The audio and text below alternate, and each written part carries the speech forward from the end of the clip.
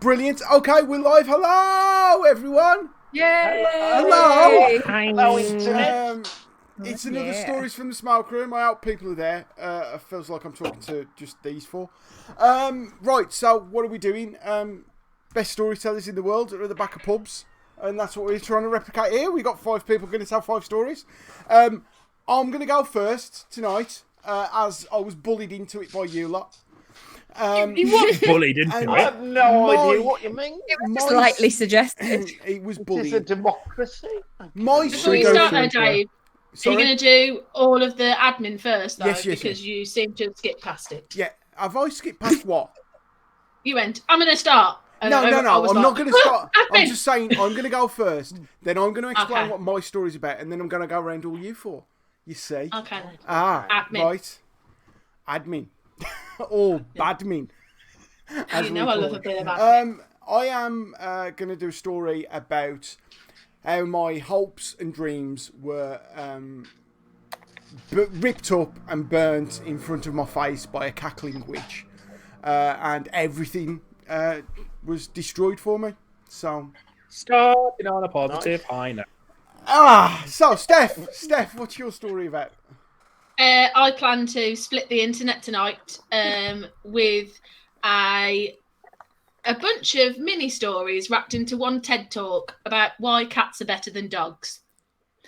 Ooh. Right, I'm off. See you later. And if you can spot the cat in the chat right now, I'll buy you a pint. Oh, he's so little. That's a cat. That's a cat. Does that go for us as well? Because I'm Yeah. getting a pint. It Well was, done. We It knew was where he there. was already. it was there. He not is so still long back. there. Is he? Yeah, no. Yeah. It's Can I just be- one ear. I'll be sticking honest. out. I'm more fascinated by the fact that it's July and you still have an Easter egg. I haven't eaten it yet. Like, And what's every wrong? week. Why have you got an ornamental Easter egg? For Christ's sake. It's just an ornament at this Why point. do you have an ornamental Easter egg? I've eaten the bits, just not the egg. I don't really like the egg. Also, your paintings aren't straight, but we can't critique They your are. hands. They're They really They're not. not. They're not. That They're not. that red Cats one had a really go. definitely isn't. I'm gonna Blame the go and straighten them cat. 'cause I'm gonna go and straighten them because now it's giving me anxiety. So Well, we can move on. while Steph straightens her paintings, stop looking at her backside. Now, Better than that, then. Mike, what's your story about? So, Maybe I'll just turn. There Shush, is no Steph. escaping them if I get. It's not It your- doesn't have to stay like that. No, Steph, it's not your time to talk now. She can't hear us. Slightly It's better. not your time to talk now, Steph. Shush. Sorry. Mike, Sorry. what's your story about? I ended up fielding in a game of cricket at Lord's Cricket Ground. Okay. I want Mike to go first. I'll just say that now. No, you can't. I can't change the order now. It's written down, Mike. No. It's written down. The order has been decided by the order gods. By bullying. Adam, what's your story about? It's about my first year university house and why I had a gun pulled on me. State. I suddenly felt Spoiler, I died. Oh, looking forward to this one.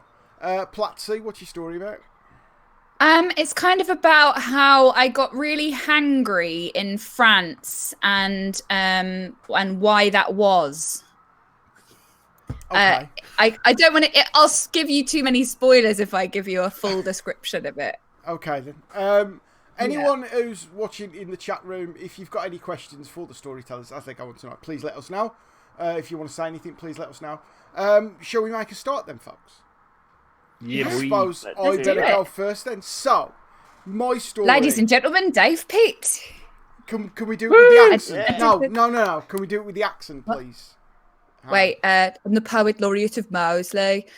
Ladies and gentlemen, Dave Pete. Thank you. Right.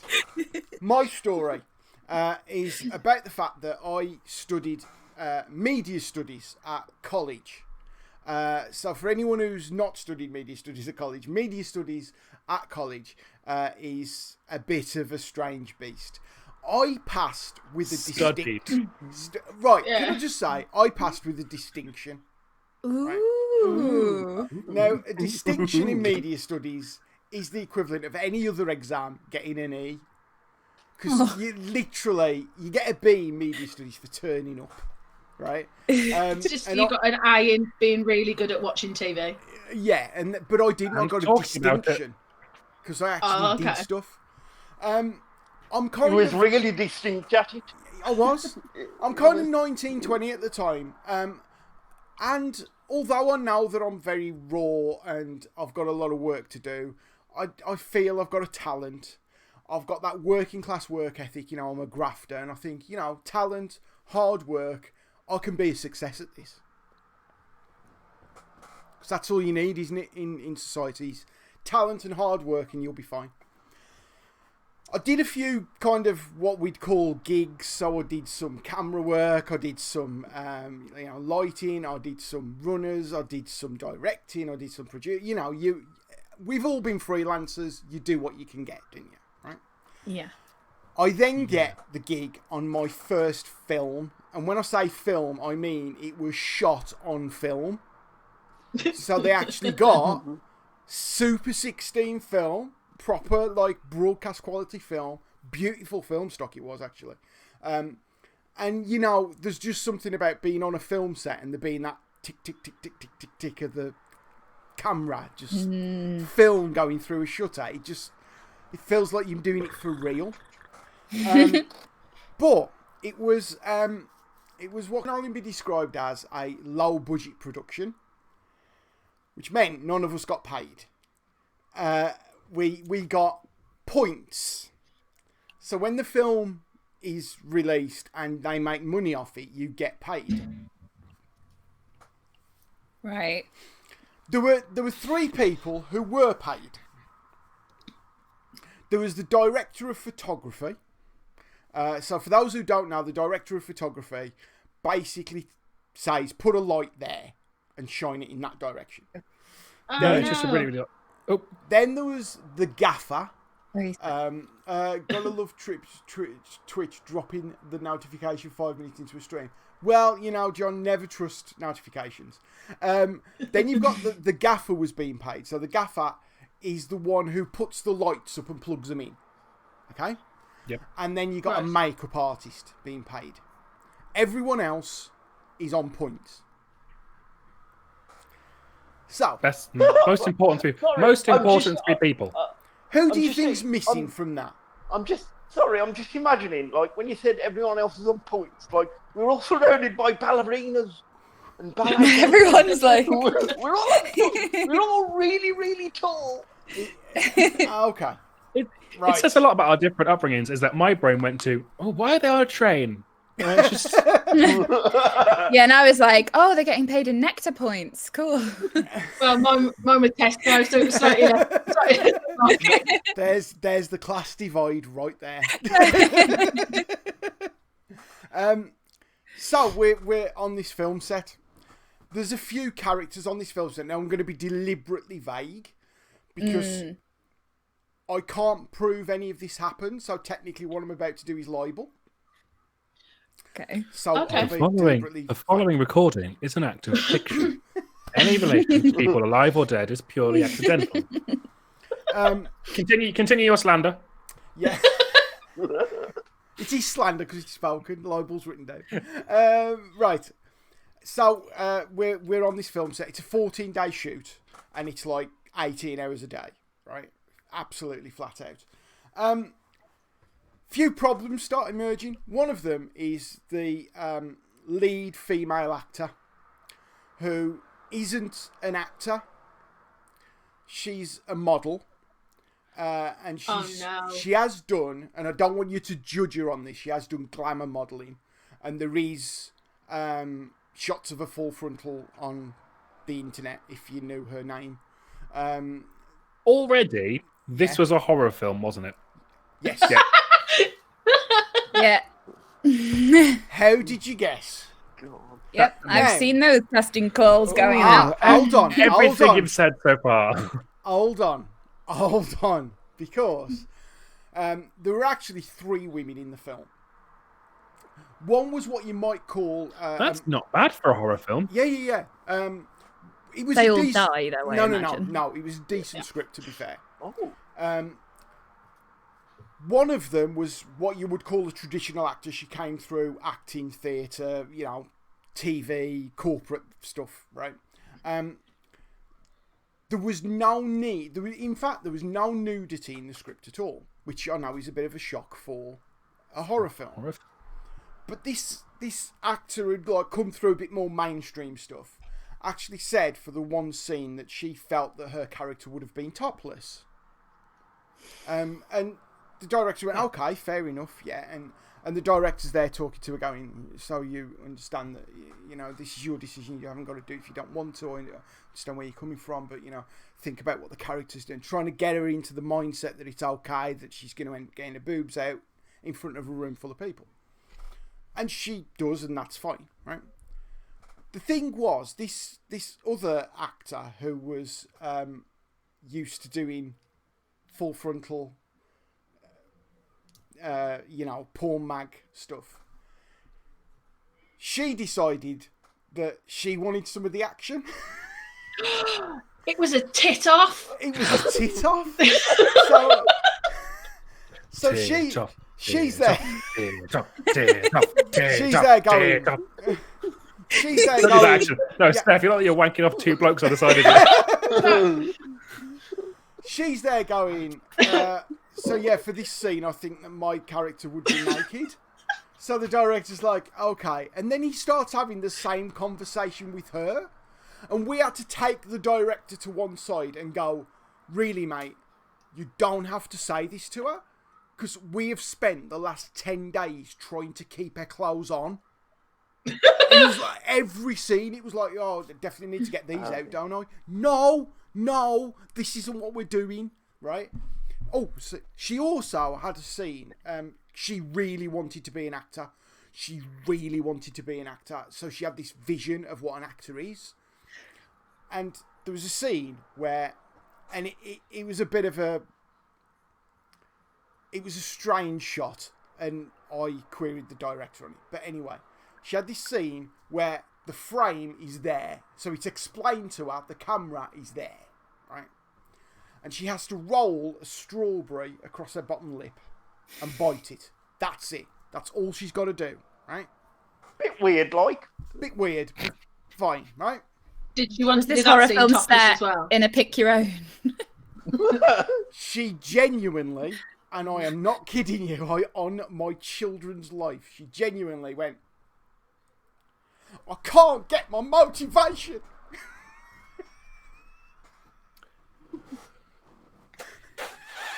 The question, was she topless at this point? No. Because if not, that action is even funnier. Why am I eating this strawberry? Can I say, a punnet and a half of strawberries later. Fuck's sake. Oh, she's gonna be shitting for weeks. Honestly, it was. They only bought one, because you can't buy a single strawberry, can you? You're like, we only Obviously need not. one strawberry. She's just got to do that and bite it. They got down a punnet of strawberries. They had to send someone to the shop to buy another punnet of strawberries because she'd bitten into them and ruined the shot. What did they do? What did they do for refrigeration purposes? Mate, you didn't need to. They was getting in strawberries like nobody's business. It's the only project I've ever been on that's got a strawberry budget. I know that much. I'm now writing a horror film in my mind that's set in a haunted pick your own. That would be great. This place is haunted by the ghosts of the Eastern European workers who are no longer allowed here. But the main problem we had, when I was at college, I found there were 3 types of people doing media. You had the people who basically mommy and daddy had said to them, you either go to college or you get a job. So they decided to go to college, and they looked at the prospectus and they saw media studies and went, "Oh, that looks like a DOS. I'll do that." Right? It is. Yeah. You then had. We also used to turn up for drama as well. Yes, drama's a similar sort of thing, isn't it? Yeah. You also had the people who really wanted to do it and were hungry for it, and I'm in for this. And then you had the people who needed it, like it was the cornerstone of their life, and they defined their entire being around it, and that was the group I was in. Like I'm a grafter, and I worked my row out. I was like, I would be getting into college as the caretaker was opening the door, and the caretaker would be standing at the door of the edit suite going, "Can you go home? I want to lock up." I really went for it. And then I got on this film set, and I'm introduced to the director of photography, who's being paid, I am told, a ridiculous sum of money for this 2-week job. He was very good at his job. Oh dear. I can sense a but. Yeah, there's a Oh dear. very There big is book there is going. no doubt the shots he did looked beautiful, right? There's a J-Lo coming. There's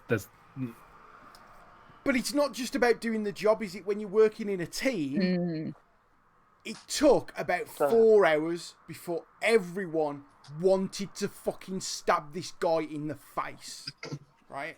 Yeah. It was a low-budget film. He knew the budget. He knew the stresses the production was under. Every shot was taking a minimum of 45 minutes. Oh. If not an hour and a half. And so I know there's some people who think that films are genuinely made in the amount of time it takes for them to be played back. It's like, a 90-minute film, it only takes you 90 minutes to make it. And it's obviously not like that at all. You film one bit, press pause, move the camera to talk to the person, press pause, move the camera back to talk about. Yeah, that's how it's done. And It's then that like, sort of thing. Yeah. and all the stuntmen die. Great, That's pretty much great, it. great catering too. Don't forget Not on this film, there wasn't, Mike. On Strawberries? this film, yeah, strawberries. Well done, Adam. Anyway, we do not like this director of photography. He then does something which I find really strange and struck me as being something that students would do at college, because he would spend all his time getting the lights right and getting the shot looking beautiful, and then he would kick off if the sound people took longer than 30 seconds to get themselves in place. Here's a tip, everyone, and this was the first lesson I learnt on this shoot, and I'd done shoots after this and would upset people quite a bit with this very true statement. The visuals ain't the important bit. The important bit is the sound. Mm-hmm. Particularly low budget, because you can't ADR it after. You can't go in and fix it later. You need to record it on set. Yeah, that is true. You can edit round you can edit round good sound, bad pictures. You can't edit round great pictures, bad sound. You just can't do it. Needless to say, the reason this film never got finished was when they got to the end of the shoot and they played back all the tapes, there was no sound. It was so low in the mix, you couldn't do anything with it. But then they couldn't they couldn't have a go at the people who'd done the sound because they weren't given any time. It was like money. This guy was just on them straight away. Come on, hurry up. And it's like, just took fucking 90 minutes doing this. Was no one just like looking back at the footage at the end of the day going, "Oh, that's not good." Wait, what? You see, we thought the sound people were, but they weren't, which they should have been doing. And of course, because it's being shot on film, you're not seeing it together anyway. Because you can't. The film and the sound's completely separate. Anyway, we go through this shoot, and this director of photography is really, really upsetting everyone. We are filming in some very dodgy areas of the West Midlands. We end up in a second-hand shop, which it turns out was a front for one of the major metropolitan cities in the West Midlands. I'm being deliberately quiet, but it was literally where all the stolen goods came through the shop. And we were filming in there. Oh, nice. And this guy was faffing, getting shots for like 90 minutes around these proper hardcore gangsters. Who, I'm now just imagining like proper big, like old-fashioned gangsters in like an Oxfam. Do you want a bag? Yeah. That's exactly how it is. I'm so proud of my county. With all this football, we also really love and care about our film. That Jeffrey Archer novel's 25p. the thing is, we really love a soundtrack.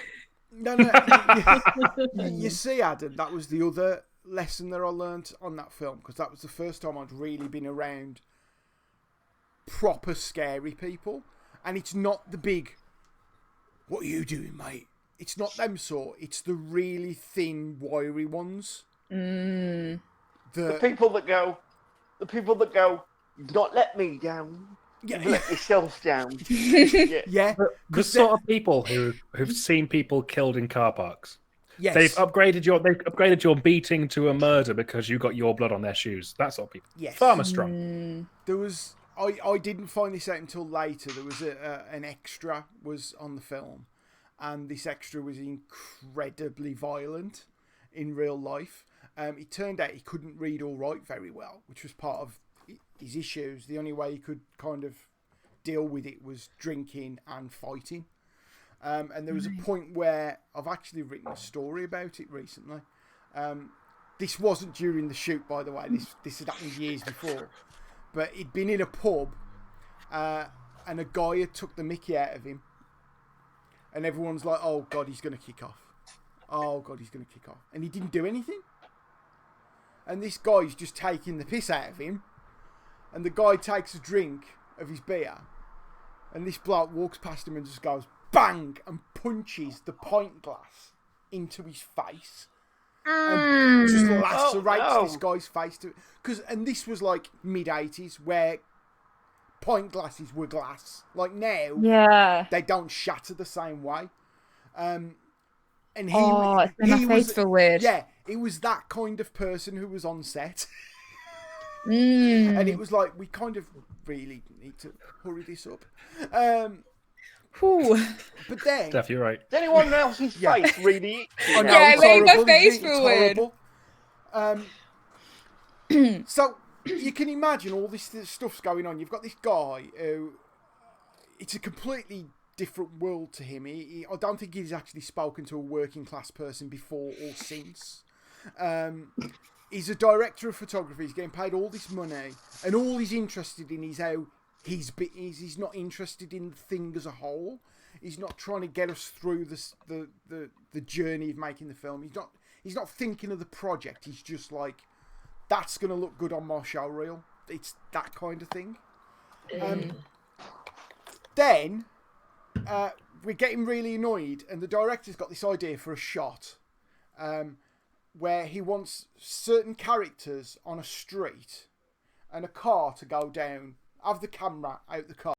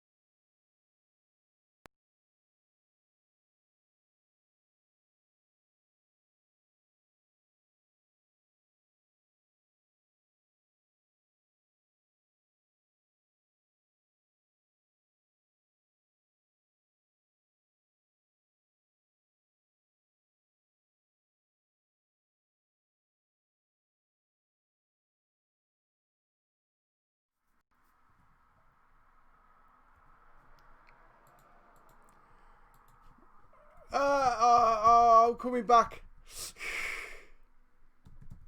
That's weird.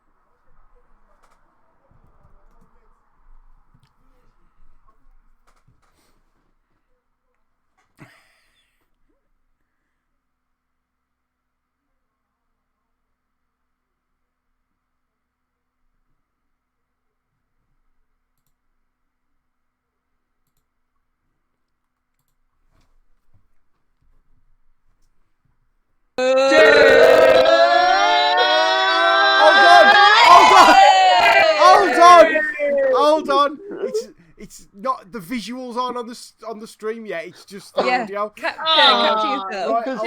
Hold on. Right. Hold on. How long has the audio been on? Because has the audio been on long enough for Steph to talk about Rob Kemp? Steph, was you talking about Rob Kemp? Steph, it's already happened, Steph.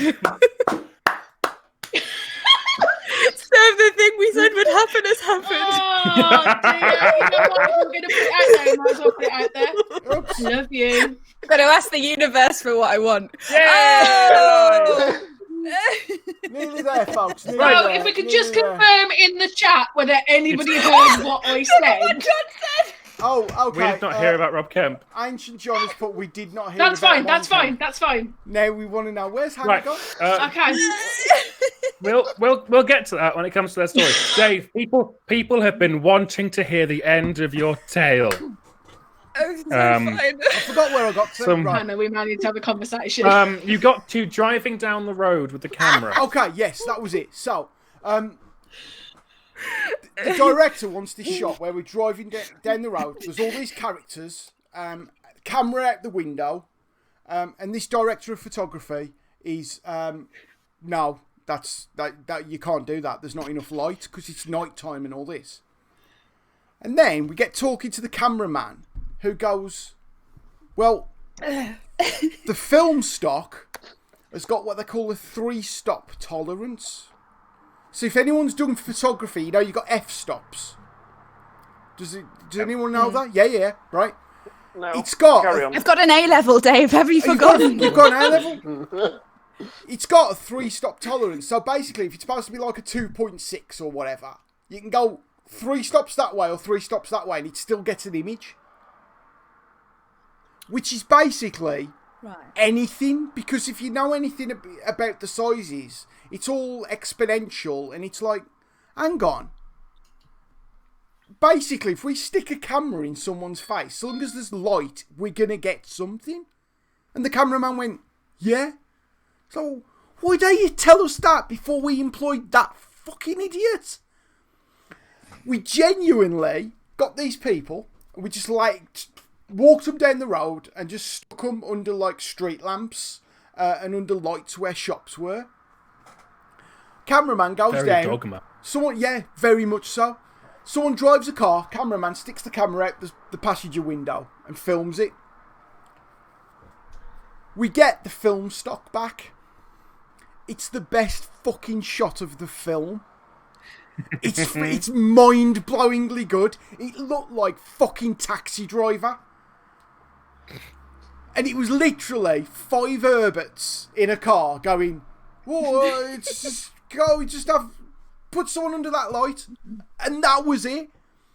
And it dawned on me, this fucking director of photography was one of those people who went to college, who mommy and daddy told him he had to get a job, he had to do a course or get a job.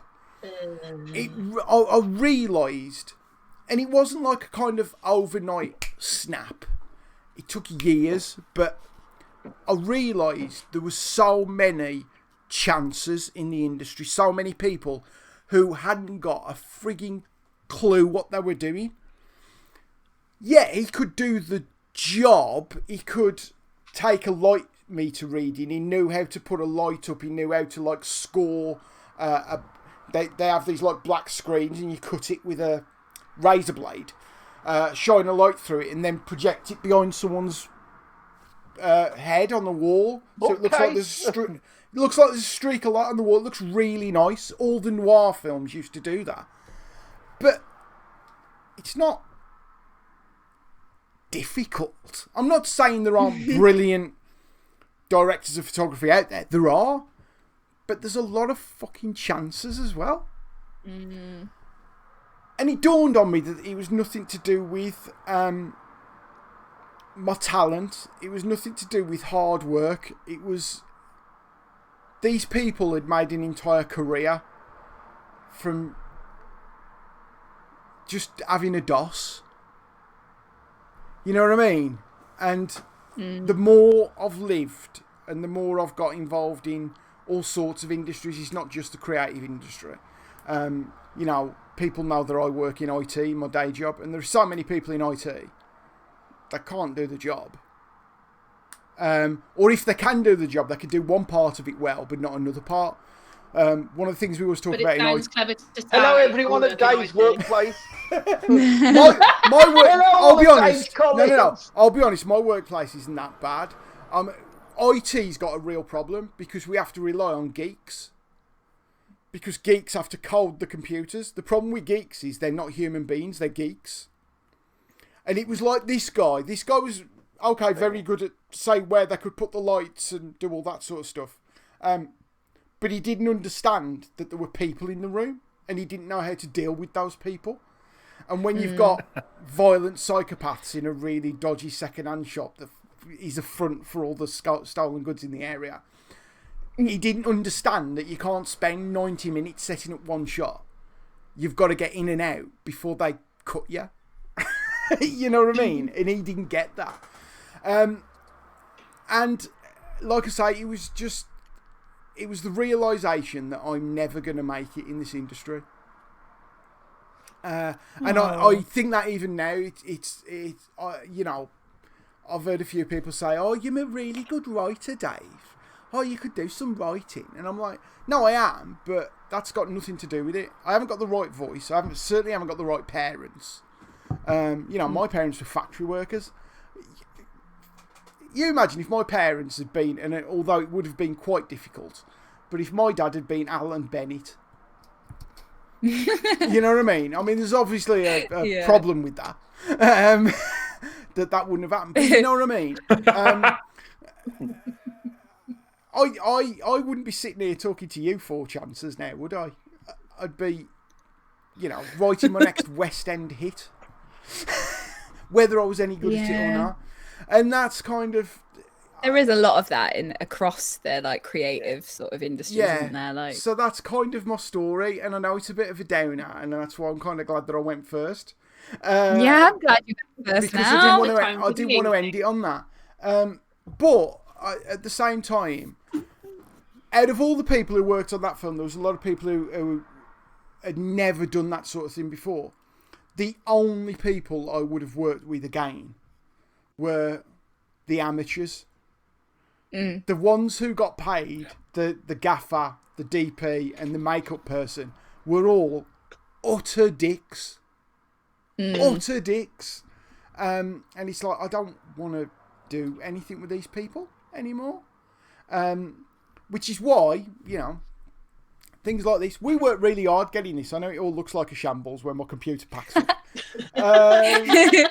But we worked really hard at this. And, we've got 7 people watching at the minute, and 4 of them are probably you 4. I'm not watching it. But that's good. So there's 3 of you. We've got 4 real people. There is someone there. But you know, we love it, don't we? Yeah. And we think we're onto something. So keep supporting hungry, talented artists.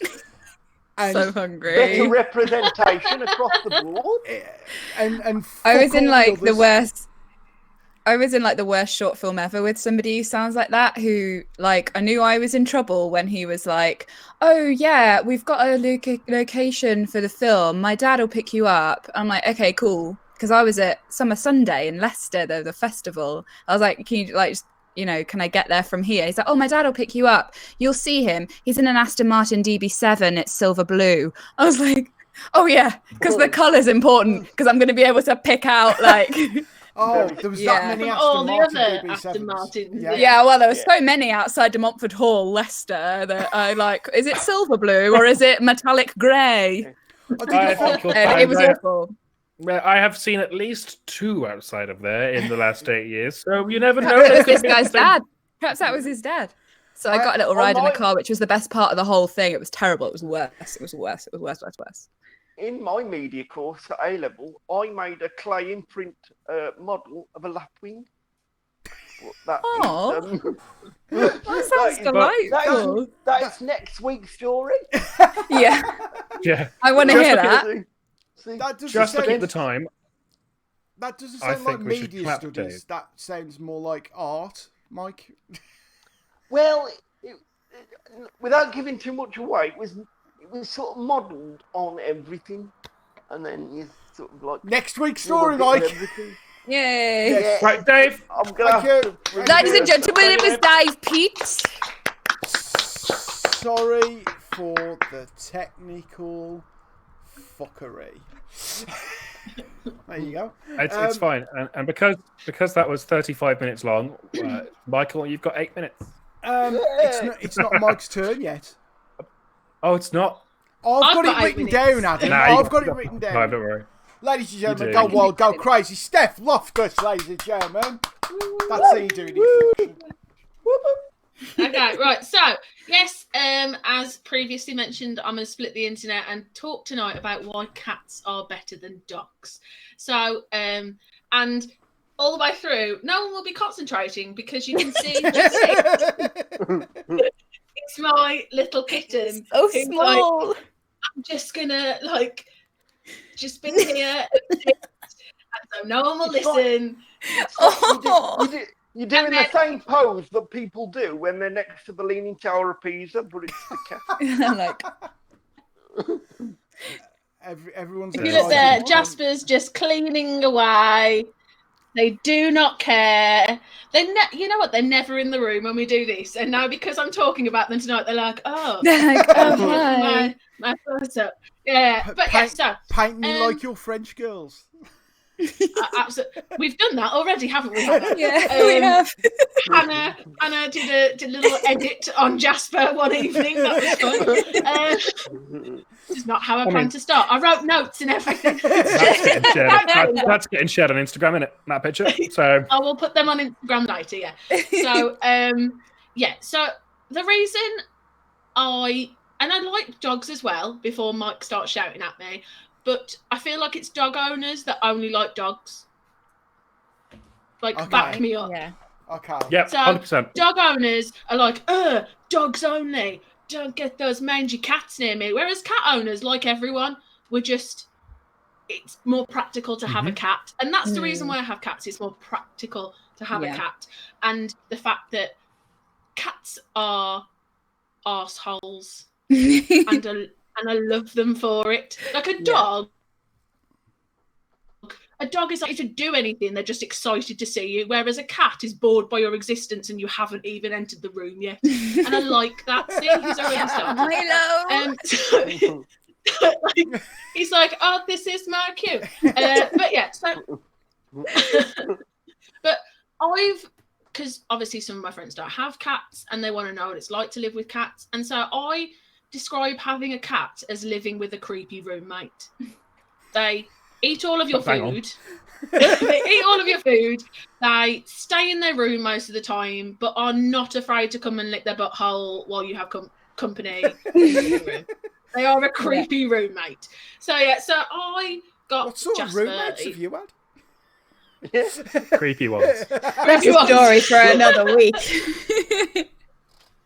So I mean, I've never had a roommate. I'm only going off what other people have told me.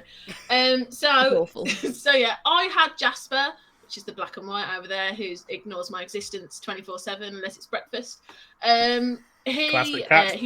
Classic cat. He was the runt of the litter, and what I quickly discovered was, as the runt of the litter, he didn't know how to cat. So I had to teach him everything about being a cat, which you think may be a difficult task, but I am a human cat. Like I am now just imagining you trying to teach your cat how to lick like its own arse. Right? No, like yoga the leg up. I mean, all I can say was it was a really good job I stretched before we did that lesson. So yeah, I am a human cat. I don't really like people. I only really like going out when there's food involved. And the rest of the time, I'd quite happily claw your eyes out. So yeah, we had him. And the thing that I've realised about him is he is the most ridiculous cat I've ever met, because he doesn't know how to be, like, he doesn't like fish. What cat doesn't like fish? He doesn't like wet food. Like, the amount of money I spent for the first 6 months going, please eat, please eat. And he was like, every time I put something down, he's awful. He's an awful human being. He's really stupid. He's an awful human being.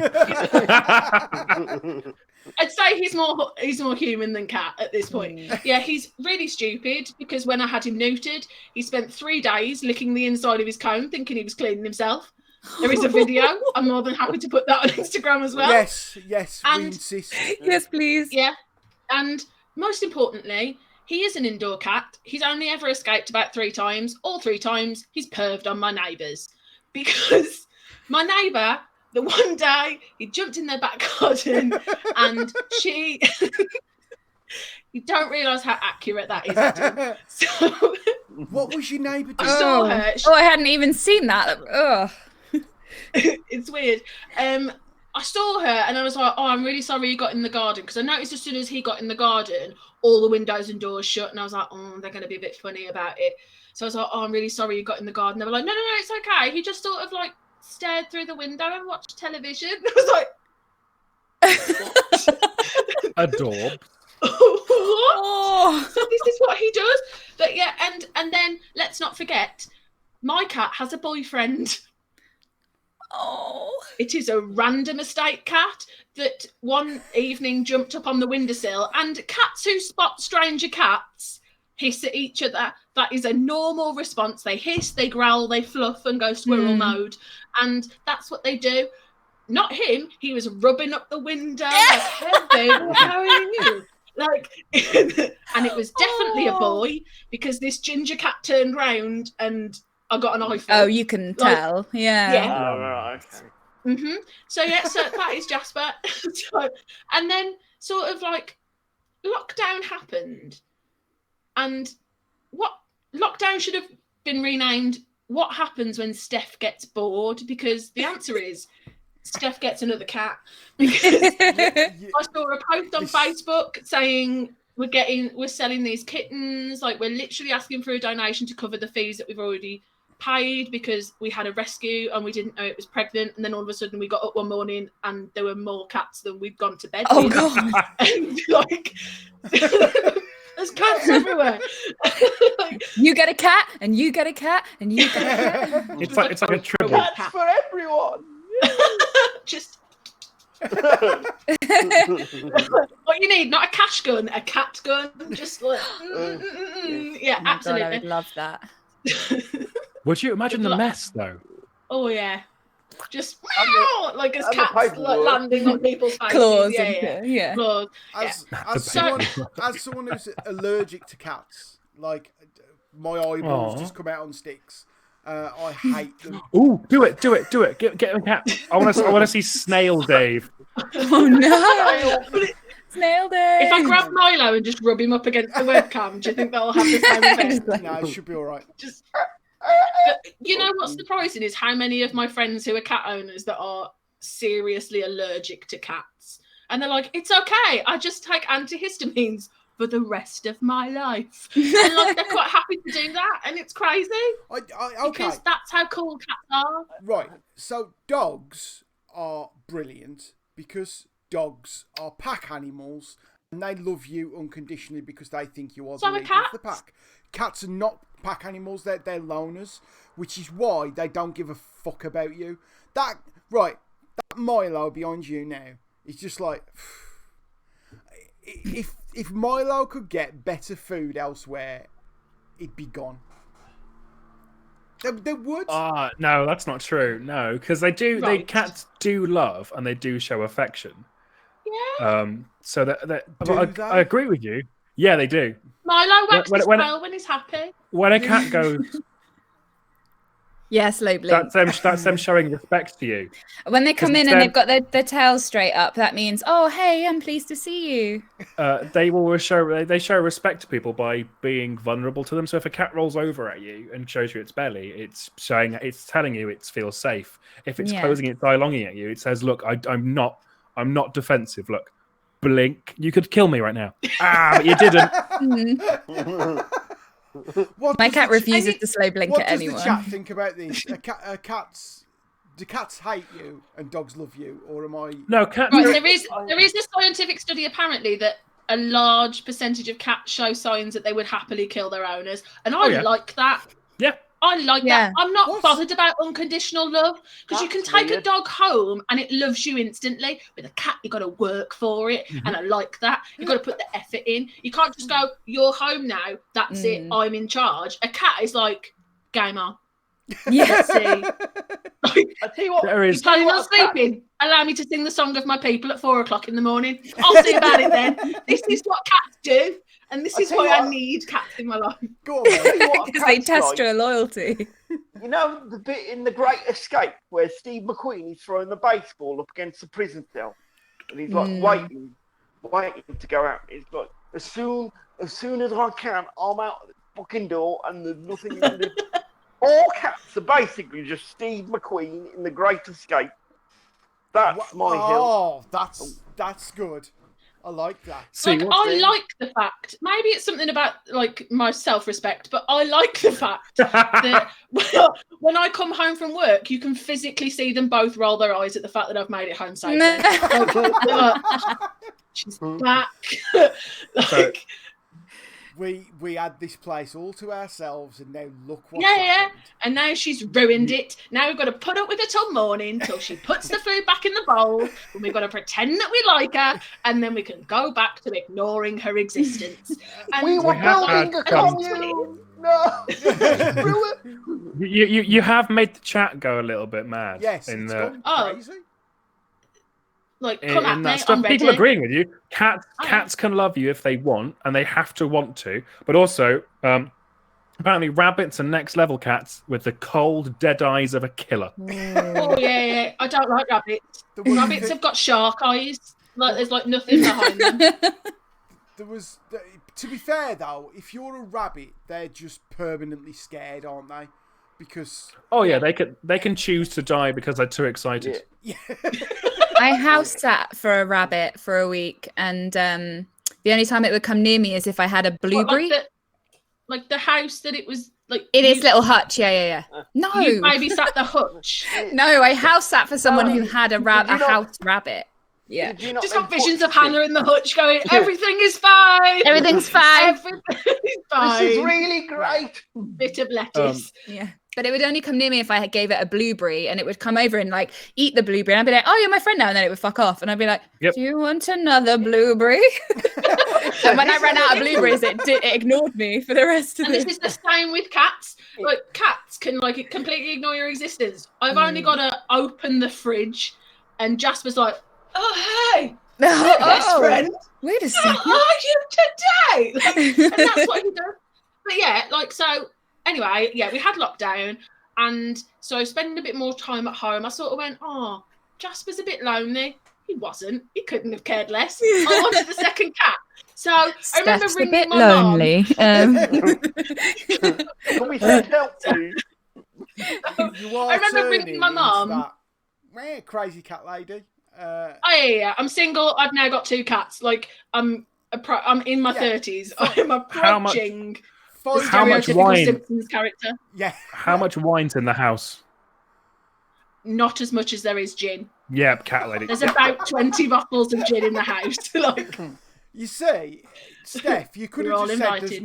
there's not very much wine in the house and just left. oh, it I at don't that. care. I'm ready to embrace the crazy cat lady status. Like, I that want is my membership that is a card and very everything. soft-looking cardigan top thing you're wearing. So you're pretty much there. Is it that colour so the cat hair doesn't show up? Yes. Like, I have an internal problem because most of my clothes are black. And even though I have a black cat, apparently his fur is grey. It's not. He's definitely black. But yes, it shows up on everything. So I'm having to redo my own wardrobe, which is just stressful. But I love him, so I'll do it. Yeah, me getting a white cat was a terrible, terrible mistake. It's an optical illusion cat. Yes, like it a is. trick. So does this mean, yes, Steph, if you swipe right on Tinder and the other person swipes right, and it all turns out to be a wonderful experience, will you be treating your future lover like you treat your cats? Oh, I mean, she's what frozen. my future husband needs to remember that it's cats, him. Like, and if the question was ever given to me, it's the cats or me, I'd offer to pack his bag for him. Like, not a problem. But so yeah. So anyway, back to the story. I remember ringing my mum. I was halfway down the M54 on the way to Shrewsbury, going, "Mum, I'm going to look at a kitten." She went, "Is the cat carrier in the back?" And I was like, "Yeah." She was like, "I'll see the kitten when it's so, yeah. So I went to pick up Milo, who's the little ginger turd whose ears you can see there, and so I'd read up, or not you, Adam. So I'd read up all online about how to introduce cats, about like I'd taken like advice from some of my friends, and I was ready. I got a separate space ready. And so what I did when I first got home was I just put the cat carrier in the living room and I let Jasper come downstairs, and he took one look at the cage and just went, and that's how he stayed. Oh no! For about 9 hours. Oh god! As someone who doesn't like cats, I take it that's a bad thing.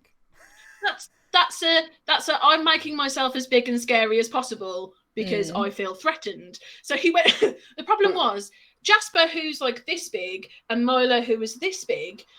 Every time Jasper went up to the cage, the ginger Tom side of Milo came out, and he was like, "I'll have ya," like right up the bar. And I was like, one step and you're out of here. Like, it's gonna not have you won't have lasted a day and he would have killed you. So I kept them separate for the first night and all was well. There was a little bit of hissing and growling mainly through the bars, so I was like, okay, keep you separate, it's all gonna be okay. So the next morning I woke up, I have a glass panel door in my living room. So Jasper came downstairs with me, he went into the living room, shut the living room door, opened the kitchen door to sort Milo out. They came face to face at the living room door, and I went, "Oh god!" A Western. It's like, yeah, like I can't do the whistle bit. Adam, do it. And I was like, "It sounds important." So, me being me, I rang my mum and was like, "Mum, I don't know what to do." She was like, "Why are you whispering?" I was like, "I don't know, just in case I upset anybody. Like, I don't know what I'm doing." And she was like, "Just open the door, let them get on with it." So I opened the door and everything was fine. Milo came in, Jasper came out and went upstairs and went to his usual sulking spot. And that's how it stopped for a couple of hours. The sulking spot, by the way, is right by the bathroom door. So you have to open the bathroom door and then he falls in the bathroom, which he knows he's not allowed in. But he knows that by you opening the bathroom door, he's fallen and it's not technically his fault. And then what gets is he not allowed angry. in the bathroom? He's not, because we've had a couple of confetti and you froze then. toilet paper. No, Steph, you froze then. It's just the wrong place. You've had a couple of what?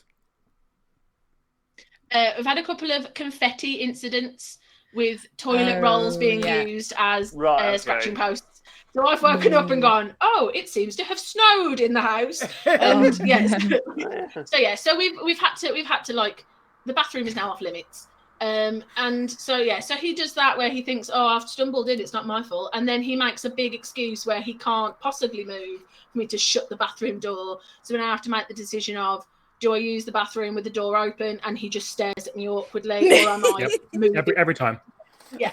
So he went upstairs to his usual sulking spot. I stopped downstairs. It was early morning. I decided to put on Disney Channel because I'm a grown-up. I can do what I want. And I watched The Lion King. Now, I'm not saying he definitely watched it, but you are saying he definitely watched it. He definitely came down for that scene. So, so the iconic scene where Scar has Mufasa by the paws and he goes, "Long live the king," and lets him go.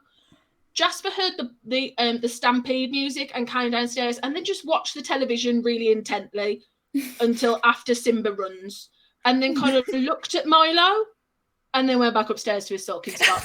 Now, I kid you not, 3 days later, I was watching TV and heard, looked, and Milo was like stunned at the bottom of the stairs. Like, I swear to God, Jasper threw him down the stairs. He tried to long live the king him. It was like, well, she hasn't taken you back yet, so I'm going to have to take matters into my own hands. Like, this is what it was. So yeah, they had their moments. And they seem to have fought whatever happened to Baby Jane, but with cats. Exactly. So they seem to have fought for each other's affection, and it's gone from complete indifference to one another to really aggressive love. Like, to the point where they'll claw each other as close as they can get and then lick each other. Like, really, like, I love you! Like, that sort of thing. And I've now found that I'm third wheeling in my own house. Like, I've tried to put them off. Catwoman. I've tried to put them off. I've tried playing Careless Whisper by George Michael. It just seems to egg them on. Like, I don't know what to do. But so that's why cats are better than dogs. Seems fair. Right. As someone, when I was growing up, we had a cat and a dog. And I'll be back in a minute, keep going. Okay. My allergies didn't start until after I'd moved out, and then all of a sudden they started kicking in. But we had a cat and a dog. And the cat just didn't give a fuck. Yeah. Right? Yeah. It would go missing for a few days. Fee put in the chat earlier that Nan's cat moved to the house down the road because they had chicken. Yeah. And if you have to earn their love and respect. Cats can turn into real Karens about everything. Like, they will, if they could log onto the internet and stick something on Yelp about your house, they would. Yeah, they are the roommate they're the roommate whose dad is richer than your dad, who's like, "Oh, what have you made? Well, I'm going out to eat, so I'll see you later." Yeah. But you see, even though we had cat and a dog, I'm just trying to find a picture. Even though we had a cat and a dog, I was never overly keen on them. They didn't really bother me that much. I didn't have any affection for them. I know that sounds harsh. And then when I went to stop with my mate in Scotland a couple of years back, he's got Roxy. Oh. Boofer. Who's a chocolate lab. And I'm in love with Roxy. I don't need to know anything about Roxy. I already love her. And that's the difference. That's the difference in cat and dog people, is that a cat person look at that dog and go, they're adorable and lovely, whereas a dog person look at a cat and go, oh, it's just a ball of claws and hate. Yes, there you go. That's the difference. Yeah. And they're not wrong. They're not wrong. But that's why we love them. I love them despite it. Yeah. The reason I love fact cats so much my is cat that hate me. the reason I love cats so much is that if you were to fall dead and aren't able to feed them, like a cat and a dog, the dog will starve and the cat will eat your face. That's the bit. No, not even joking. That's the bit they'll go to first. Soft. They will start on your face because it's the softy easy. bit. Oh, I thought it was going to be like eating a jelly baby's head first, so like you don't have to look it's at it while you're sadistic. eating. Oh no, Yeah. I think they enjoy it. Like, I'm eating the face. Well, that face told me no so many times. It's like people who leave the head on fish when they eat it. I can't eat it while it's looking at me. Yeah, no, I don't want to. If I can look it in the eye, I'm not eating it. Yeah. And I don't think they particularly like wheelchairs that much, in all honesty with you. That's because cats like to get under your feet. Every cat I've ever met has just gone, nah, mate. Oh. Can't be bothered. Yeah. Question from Kirsty. Yes, go on. Go on. What if you dine in the nude? Would cats face munch first or butt munch first? Oh, I think face, because this is really thin, like tissue, isn't it? Whereas like a butt, Yeah, the two of them, I reckon those would be the You've two got to areas you target first. They'd get meet some in the middle. teeth in there. You've got to really go for it with the teeth, right? My wife has said, and I do love her so much, the dog will just wait for you to soften up. True.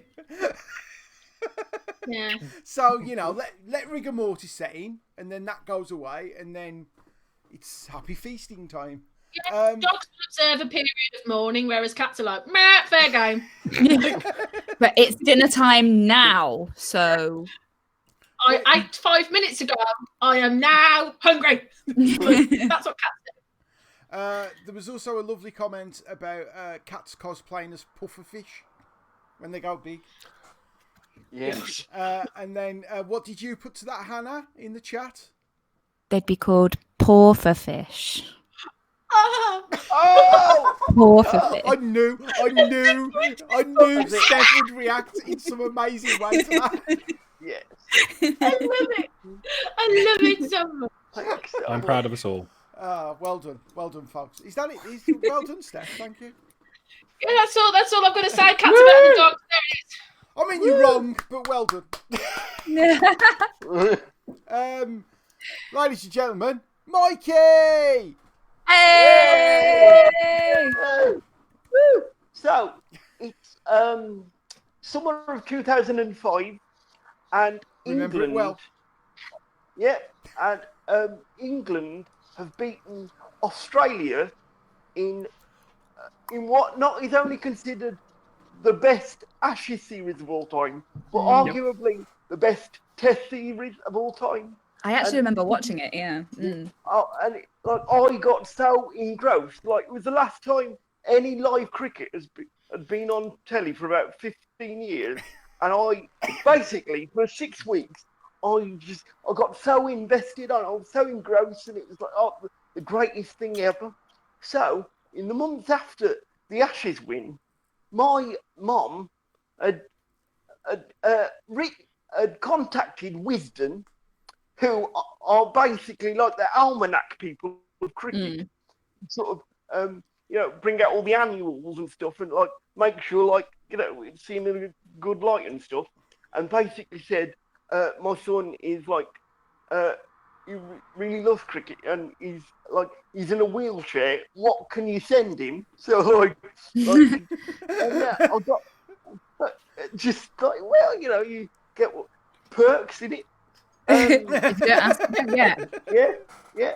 And then so 3 weeks later, I got a lovely package with a couple of books about the history of cricket and the rules of cricket that was accompanied by a lovely letter saying, "Thank you very much, Michael, for your letter. We're really glad that you love our game. It's exactly what we need right now. To that end, we'd love to invite you and a friend and 2 guardians to a disability cricket day at Lord's Cricket Ground.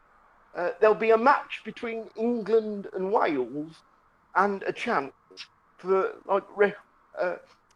recreational cricket games to happen throughout the day." And instantly I was like, this will be great, get to see some disability cricket, and that. But the thing I was really looking forward to was this recreational cricket game that was going to happen, and I thought I can bowl and I can get spotted and then I can play for England. It'll be great. So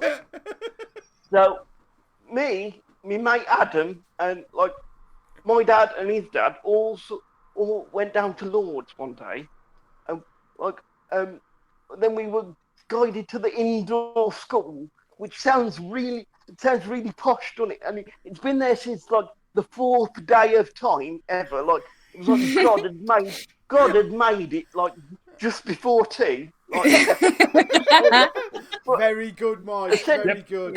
Thanks. Cheers. I'm just so Python. It's just basically just a room with cricket nets in, and we sort of turned up. And this game is full of like, it's just full of like disabled people that are gonna watch this game of cricket, but this cricket game is happening inside a cricket net. Now, the cricket nets at Lord's are quite big, but still not what you'd think big enough to like have like hold a cricket game in. And they have got slightly bigger facilities elsewhere on the premises as well, haven't they? They could have used that. Oh, like, you know what I mean? Lord's cricket ground is not. Lord's cricket ground is huge. It's like there are like it's like acres worth of restaurants and just like in places you can go and eat and stuff. And so we sat down to watch this game, and let me tell you, disability cricket is like one of the most inclusive sports out there. Because what happens is you get physically impaired people playing with people with learning difficulties too. What the most amazing thing ever I saw was a man in a wheelchair playing a full defensive. Now, the reason why that's so amazing is, thinking about it, cricket is essentially a sport that entirely relies on the biomechanics of your body being at exactly the right place at the right time in order to play the shot successfully. So think about it. If you're doing that with a wheelchair in the way, it's like mind blown. Like, it's genuinely amazing. But like throughout all of this, all I could think about was this recreational cricket game that was going to happen, and we were like, I was so ready for it, and so I was like, could we ask someone, when this game might take place? For some reason, like 13-year-old confident me, like I don't know why I did this. Like, made his dad ask this poor woman, who, like dressed in her like MCC properly official colours, when this like supposed game of cricket was going to happen. She's like, we can do it. We'll do that this afternoon. So why don't you go off for your lunch and come back? Which is like, we should have known, because like they essentially got rid of us. and then told us to come. So we went and had lunch, and we went over to like I thought, I know what I'm going to do. I'm going to have a photograph taken in front of the Lord's Pavilion. Now, to do that, you have to do it from the other end, which is like, if you know Lord, it's basically one end. And I do. And then at the other, there's like the media centre that is like just this huge blob that just where everyone sits. So I've got I've got, so somewhere there's a picture of me like at the media centre end with the pavilion in the background, and I've got my arms stretched out like it's like the Lord's Pavilion is the Kate Winslet to my Leonardo DiCaprio. You couldn't write it. Right, we've got it. You've got to get that picture on the Instagram account. Yeah. We've got to, Mikey, dig that picture out, please. I think it should be around somewhere. I've not seen it in years. Please try and have a look for it. If not, we are going to Photoshop your head onto Kate Winslet. We might do that anyway. we might do do that that anyway. We can do both. Yeah, they're both good suggestions. I can use it. I can use it for me dating profile.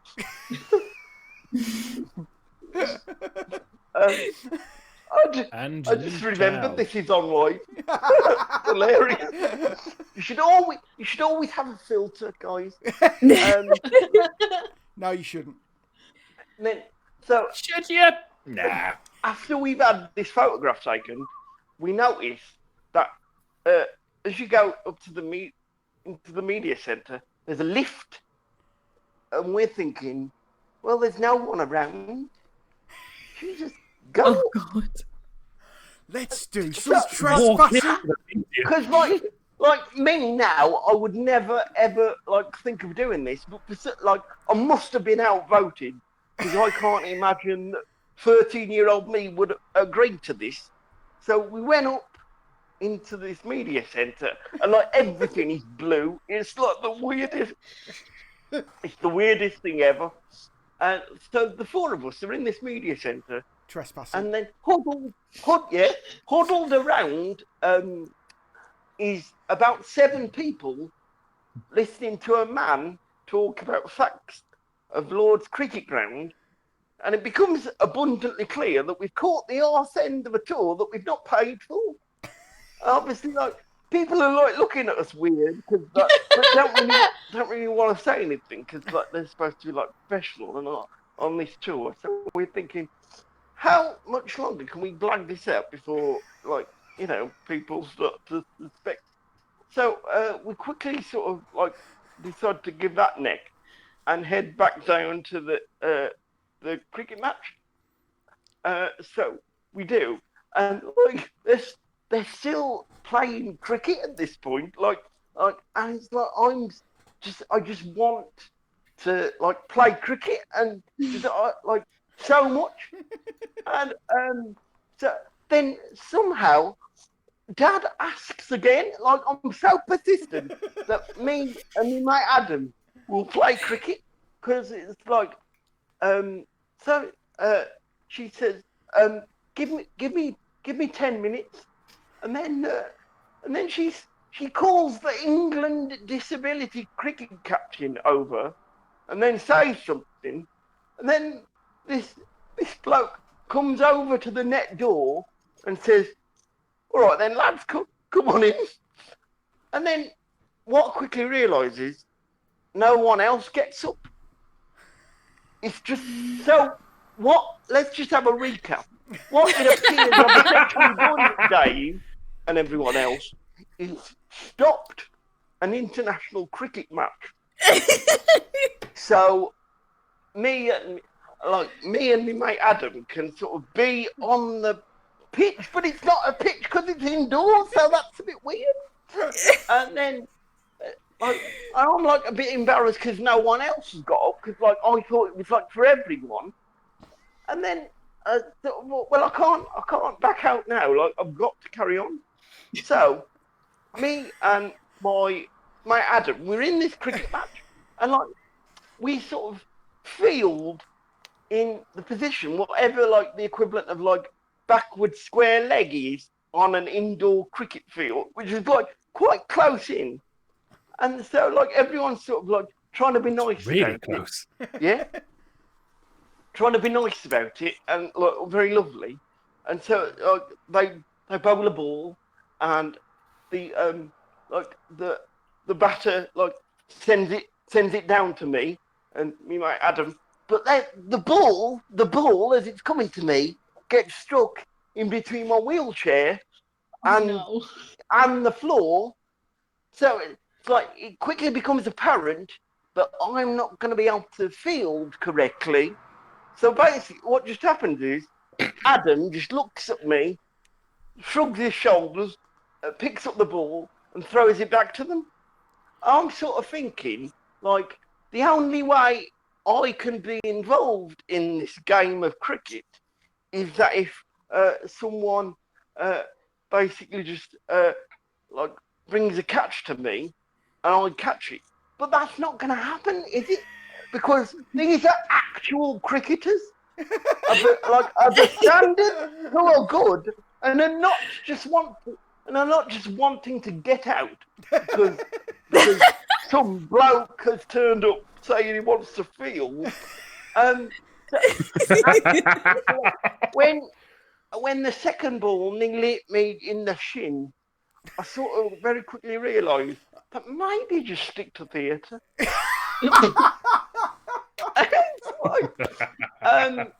It does sound like they were trying to hit you with the ball, to be fair, Mike. The first one at your wheelchair, the second one at your chin, it sounds like they were going... He was fucking trespassing in the media. Like, there he is. It's fair game at this point, isn't it? That's so. It's not finished. Yeah. There you go. Carry on, Mike. Oh no, I was basically just going to say.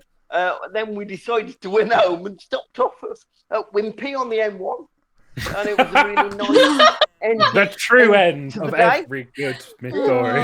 So, thank you for telling me there's an Wimpy on the M1 because the only one I know. It's gone now. It's gone now. It used to be at Northampton. Gone. The only one I know is in Morden, and that's too far, even for Wimpy. There's one on the beach in Porthcawl. Well, in Wales. I have to be honest.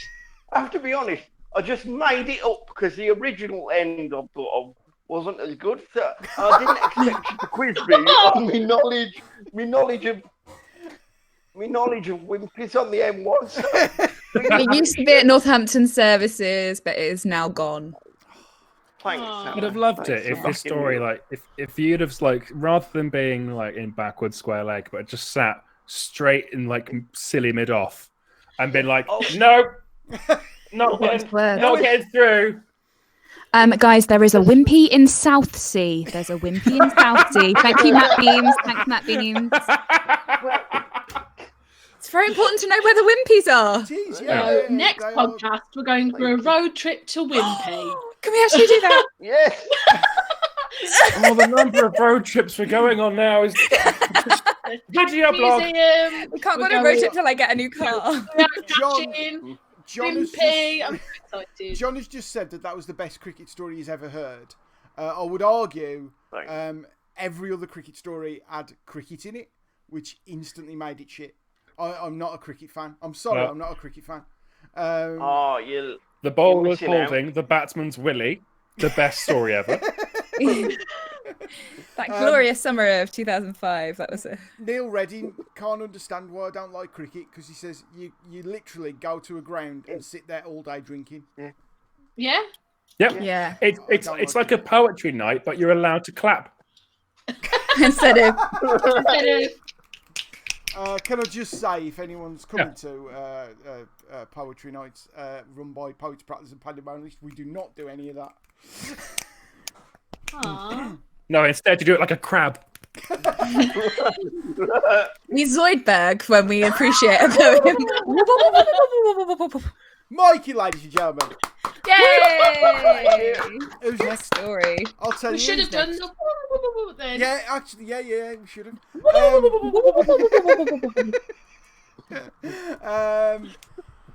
Moving on from Dr. Zoidberg, Adam. Hey! Oh, I forgot I was doing a story. I was just really enjoying myself. So this is a story about the place I lived in first year and my relationship with someone pointed a gun at me. To put it lovely. So to point out, I before moving to Leicester had only ever seen guns once. Despite having this accent and being brought up in Shropshire, I've never been a big fan of guns or shooting. I've been on shoots, but I've never actually done the shooting, and I've shot once. Where's the Tory sign? I've already got it prepped. Tory yourself. Because I realised the topic of this is I went shooting once. No, so the only time I've ever actually handled guns was on my brother's stag do where we went clay shooting. I'm going to point out now, I am amazing at it. Tory sign. No, it's fine because it's not fine. No, I'll leave it. It was also, I'm going to say it was the Olympic spirit, and I watched all those wonderful athletes doing the shooting, and absolutely brilliant. Also, it was a shotgun, so yeah. Good. So, So I've not really been around guns at all. I've been to airports and I've seen people have guns and walk around, and I always get like, oh, it's a gun. I don't know what to do. That could literally kill. It's the point, Adam. You fucking idiot. But yeah, I'm not a fan of guns at all. I don't understand the point of them. I understand the point of them, but you know what I mean. Although actually, I once had in Birmingham Airport, I was walking. It was like 11:30, and me and a friend were trying to run down an up escalator, and two policemen turned the corner and went. And just held their rifles and went, okay, I'm going up the escalator. That's what it's designed for. I'm not doing any hijinks. No hijinks here. No hijinks here. Please don't kill me, Mr. Anti-Terrorism Officer. I'm not doing a terrorism. The drinks are very much low in this situation. This is a low I'm going to sit on the sofa and read the Bible level of low drink. So when I moved to Leicester, I didn't really expect to see any real guns, because it's Leicester. It's not Nottingham. Why would I? So it's a local joke for local people there. Nottingham, Shottingham. What can I say? They started off with arrows and they've just excelled ever since. Also, Robin Hood, not from Nottingham. You live in Nottingham. We love you. He's not. Robin Hood's not from Nottingham. He's from Sherwood, which is north near Mansfield. So just piss off with your tourism. It's in the county of Nottinghamshire. Mate, it's not Nottingham though, is it? I got drunk into the club and had a massive rant with someone about this, and he went, "Mate, I'm from Northampton, not Nottingham." I was like, "Oh, okay."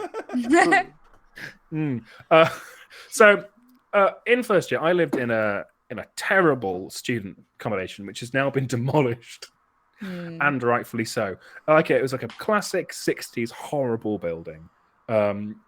Two flats to the bottom floor, 2 flats to the middle floor with a kitchen. Top floor was bathrooms. And I was in block SS. Get out of here. No. They were labelled what? A, B, C, D, E, F, G, H, all the way to Z. And it was AA, BB, CC, and I was in block SS. And when I got there, that wasn't a problem. So I went. Sorry, from a frivolous point of view, Adam, that is the dullest name for places for halls. Well, the hall itself was called Freeman's Common, but my little building was called Block SS. And yes, Dave, everyone had the joke you're thinking of. What's even more fun is that I live in that flat. So it was me, a couple guys from London, a couple guys from China, and a guy from Germany. Now, the guy from Germany loved the fact he was in Block SS. He thought it was the funniest thing, to the point where I came back one night and Michael, I love him to bits, he got drunk and changed the logo from the SS to the SS logo, and he'd done it. No, the German guy going, it's very funny, yeah? It's because it's like the SS, like we used to. Back when we were naughty and rules. So wacky. He wasn't as camp as that. So yeah, living in this, it's a really weird place, and it was like the car park was almost always in complete darkness. Apart from a couple spotlights. There's not anything around Freeman's Common either, is there? A couple of spotlights from the gun terrors. No, just a couple of street lights and some people from Wolverhampton filming a film there. It's the best shot in the movie, Mike. It's amazing. So it was. I feel so attacked. You're the only one here who can really actually say that happened. You are being attacked. But yeah, so it's a kind of dingy area. It wasn't too bad. The people I lived with were on the whole fine. There was a guy who lived directly above me who was very weird. He wasn't a real person. I refused to believe he was a real person. I chatted to him in his room once, and all he had in there was his books and a plain bed and nothing else. At all. But he was also, massively homophobic, really religious, weird man. He did tell me his name. So me and a guy called Les, who ended up being friends with his house, he did tell us his name, and we didn't remember it, and we nicknamed him Morris because he was always going to Morrison's. To the point where we started calling him Morris to his face. And then about 9 months in, like about 6 months into living together, he went, "You know, my name's not Morris, right?" And we went, "What? No, you're called Morris." Because and his name was something like Renwick, and we were like, "No, it's Morris. Your name is Morris." And he kept telling us that it wasn't his name. We were like, "No, it's definitely Morris. Your name is Morris." To the point where he was called Morris, and Les was sending him post and random Amazon deliveries to his address to Morris. Yeah, very weird. And also the Chinese people who live with us thought there would be maids, and there weren't maids, so they left the kitchen to be crap. And I got drunk one night and cleaned the kitchen spotlessly, apart from all their cutlery, which I jammed in their doors. Oh dear, I was going through stuff.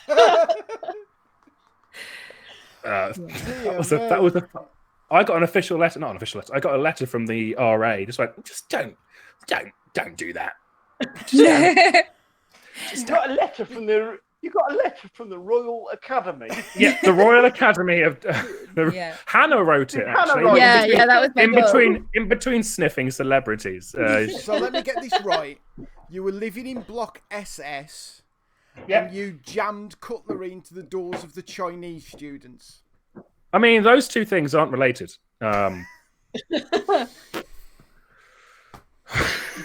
I did also jam it into the guy from. So there was two guys from London. There was Les, and there was someone else called. You're currently making Hannah look left wing. Am I though? I was studying. I went to uni to study industrial history, and she went to study drama. Oh yeah, that famous Tory pastime, drama. Oh yes, of course, those famous left-wing drama schools. There'll be a meeting. I didn't go to drama school. You won't be invited, but you'll be talked about. You'll miss out on Splat. When we all start a community, you won't be invited. I've already been told. And we'll have drama every Sunday. You've already. Oh, we saw your numbers. We saw your 2777825. No, that's my constituency contact. Damn it. What the go? Anyway, so what this place was very, very good for was that because it was a secluded car park, if you were to say order a pizza, pizza would arrive and you'd be able to get pizza. That's how it works generally.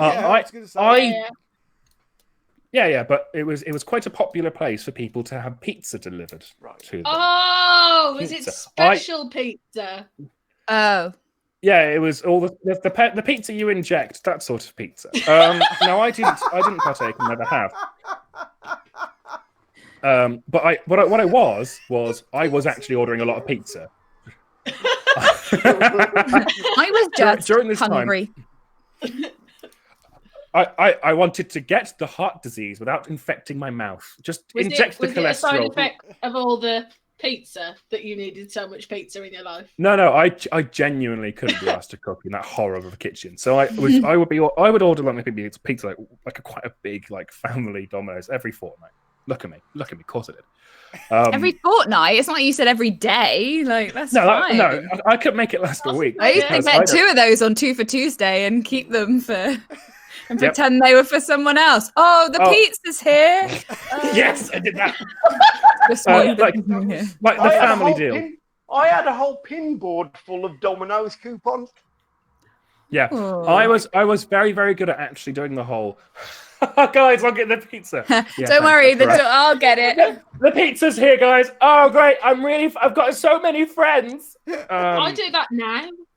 I'm talking about now.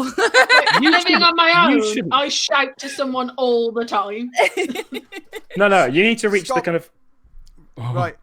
Something on the chat. I got a 2 for 2 Tuesday. This is we bats. I got 2 for 2 Tuesday today.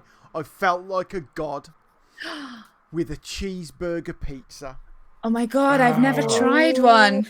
I used to work at Pizza Hut. Don't touch them. Yeah, but Pizza Hut's different to Domino's. Yeah, it's actually burnout. Oh, here we go. Here starts the fight.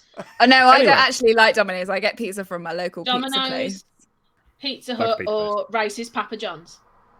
Oh, not really. No, because I Where's it getting on? three for a tenner pizza. That's where I go in Leicester, where you get 3 pizzas for a tenner. The quality is low, but you're normally drunk. Boom. So one time I was actually collecting a pizza from a man who was looked really sad and tired. Who was my pizza delivery person? His name was Jeff. It wasn't called Jeff, but he kept saying his name was Jeff. I was like, okay. I went out to pick up this pizza, and I turned around, and someone else was walking on the path and going towards like a golf on the corner under a light. And I was like, "Cool, I'll go back into my room, open the windows." It was a stupid 60s place. It was really hot, so I opened my windows fully, and just stood in like sat on the windowsill, leaning out, eating a wonderful. It was a margarita with peppers and sweet corn. Oh, nice. And extra cheese. Oh, you ruined it with a sweet corn. All right, whatever. I mean, what's not to like about a food that looks the same as it is going out? Beautiful. It's magic. Well, you've ruined it for me now. Thanks. So I was there just eating this pizza, and I turn around and I look over, and there is a very obvious pizza deal going on. And he was getting out all his little bags of pizza. Oregano for the. Oh no, it wasn't. It definitely wasn't oregano, because oregano isn't that sort of white powdery stuff. Oh, I see. Just the snortable Parmesan. The snortable pizza. Yeah. So he was buying. So this guy was buying a lot of Parmesan, maybe Parmesan Reggiano, something like that. It was clearly of high value to the pair of them, because they were chatting for a bit. When you say a lot, I mean, are you talking, a small bag? Thank you, Scott. More than an individual pizza's worth. Yeah. Was it an individual pizza or a share portion? No, this was. Was it a small bag, or was it a? It wasn't a whopping. It wasn't like a bag of flour pizza. But it was a larger bag of smaller bags of Parmesan. Oh. Okay. Yeah. Right. Okay, yeah. It was. I'm going to say it was enough for a fortnight, or between 2 friends, a stag do. Okay. Yeah. I think that's fair. It was enough for a stag do. Enough. And I sit in my window. What?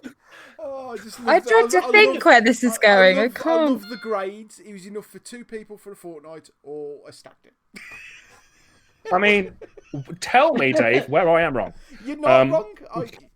Yeah, right. So I'm eating my pizza. I've not told you this, also got wedges. It's not relevant to the story, but I want you to know that I am a classy man.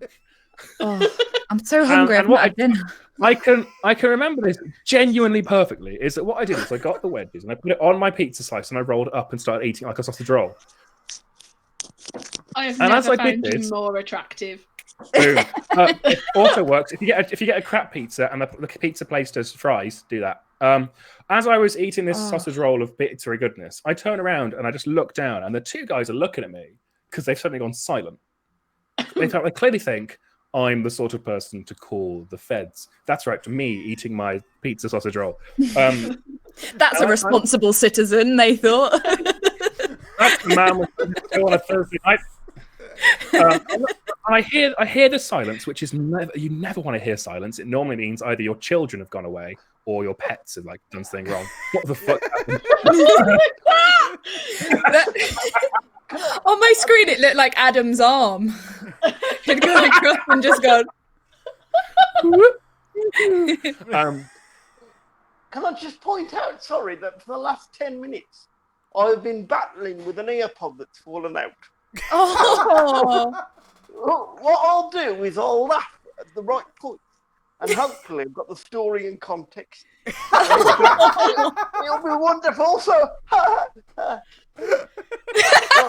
I'm back with you. I'm back with you now. It's cool. Well, this is going to be a weird thing to say then. So, just as I see the man being handed the little bags of Parmesan, and I'm going to say it, deep throat in my pizzeria sausage roll. Why did you say it? I had the guy in the car goes over to his driver's. He reaches into the. Yeah, please do. The guy in the car he reaches over to the glove compartment and just pulls out a pistol and goes like that and turns it on me. And right? So all the levity. Oh, look at these amazing levels. What levels we've got here. And I did that face. I was like, and I genuinely did the following. So.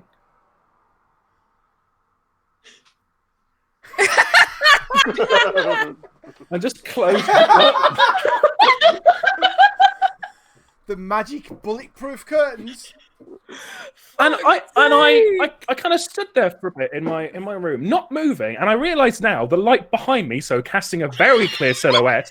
Of you deep throating. And I was just like, has he? Yeah, he did have a gun on me. Christ. And this is genuinely the next thought that entered my brain. Oh, you're frozen, Adam? What? The No, next come thought back. that entered your brain Oh, was... I'm still here. I'm Oh, still here. okay. I'm That's still okay. here. So the next thought was, so I did the curtain, and then went, oh, okay, next thought. And this was seriously what happened. I went, I didn't get any dip.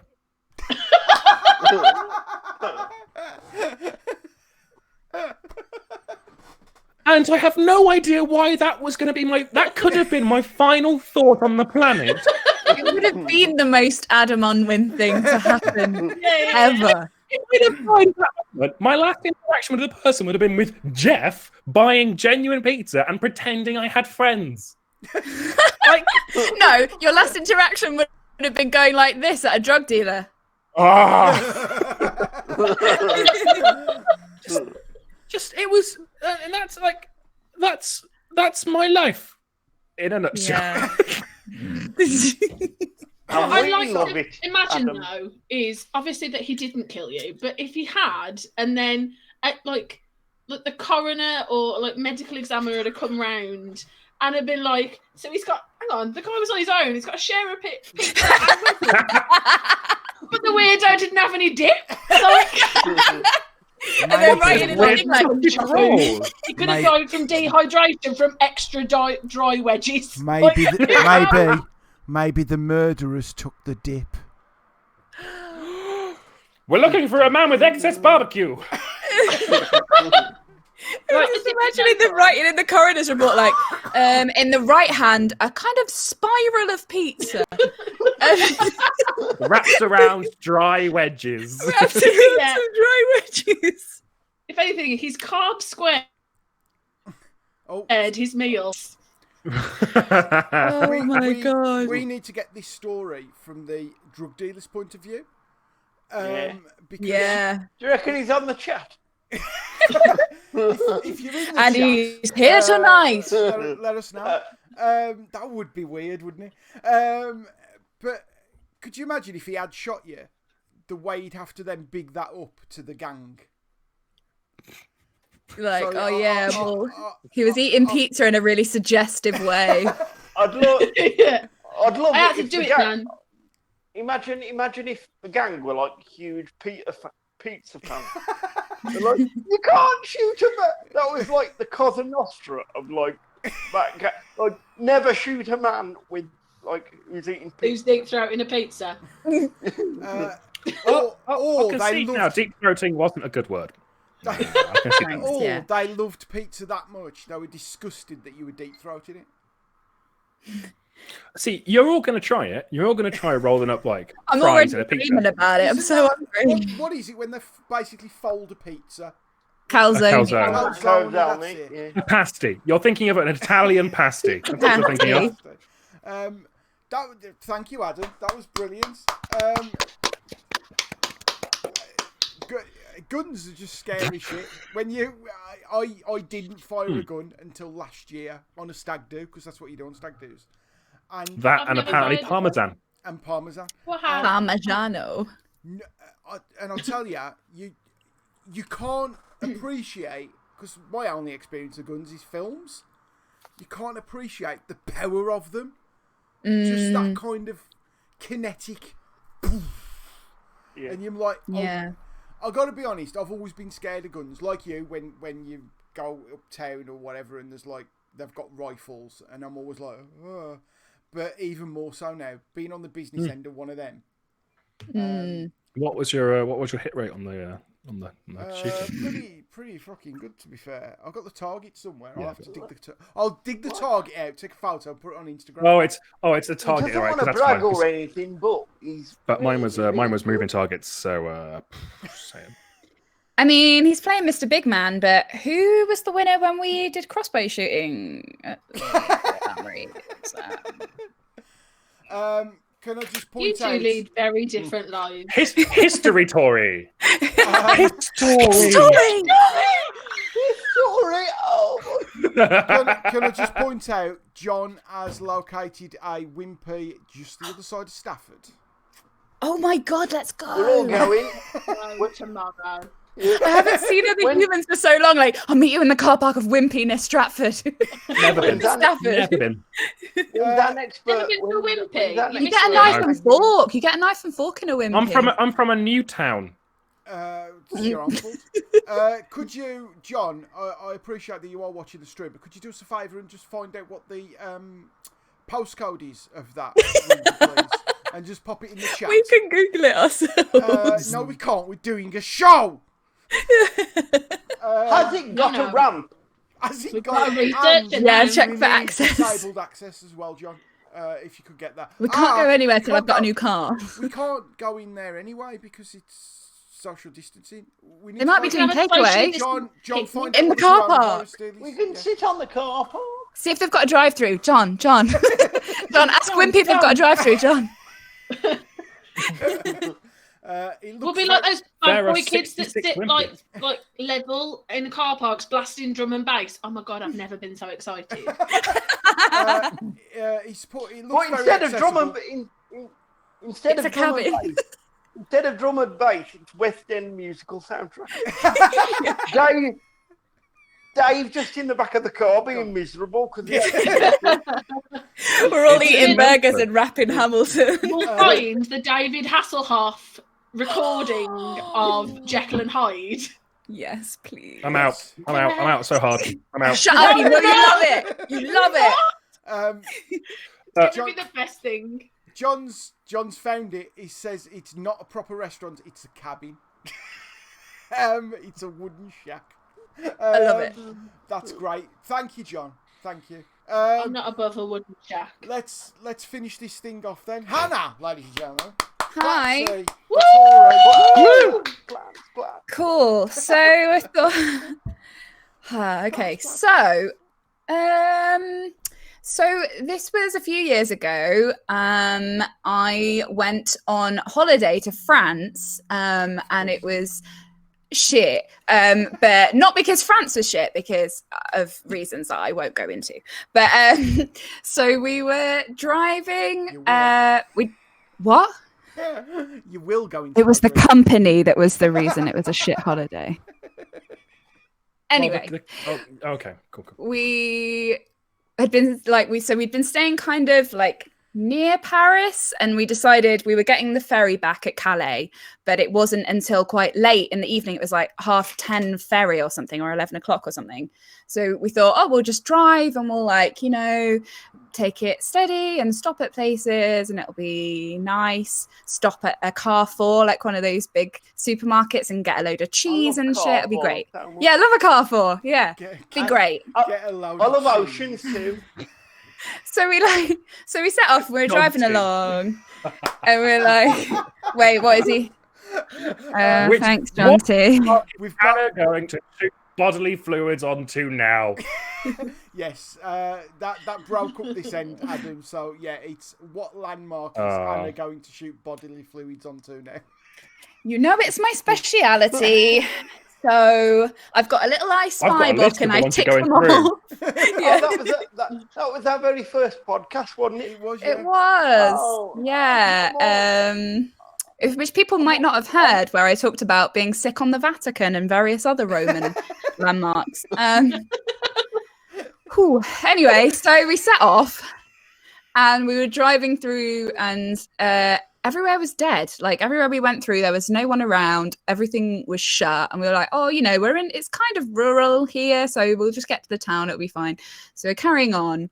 And the only people that we saw for hours were, so like in France, there's a lot of roads where it's like you're going down and there's just fields either side of you that have got like corn or something in, but they seem to go on for a long time. There's like big expanses. And I just see a man on the horizon and he's got a shotgun over his arm. And I was like, oh, that's interesting. Don't ever see that very often. Carried on. And then it was like, in that field, there were like 3 or 4 men with shotguns over their arms. And I was like, oh, a lot of farmers around here that like to shoot crows. And then we carried on and like all the towns are empty. And I'm like, what is going on? This is so weird. And we keep seeing this poster thing. But my French isn't good enough to work out what it means. But one of the big words on it is ball, like B-A-L-L-E-S. And I'm like, but that means like a ball or a circle. Like, why? What is that?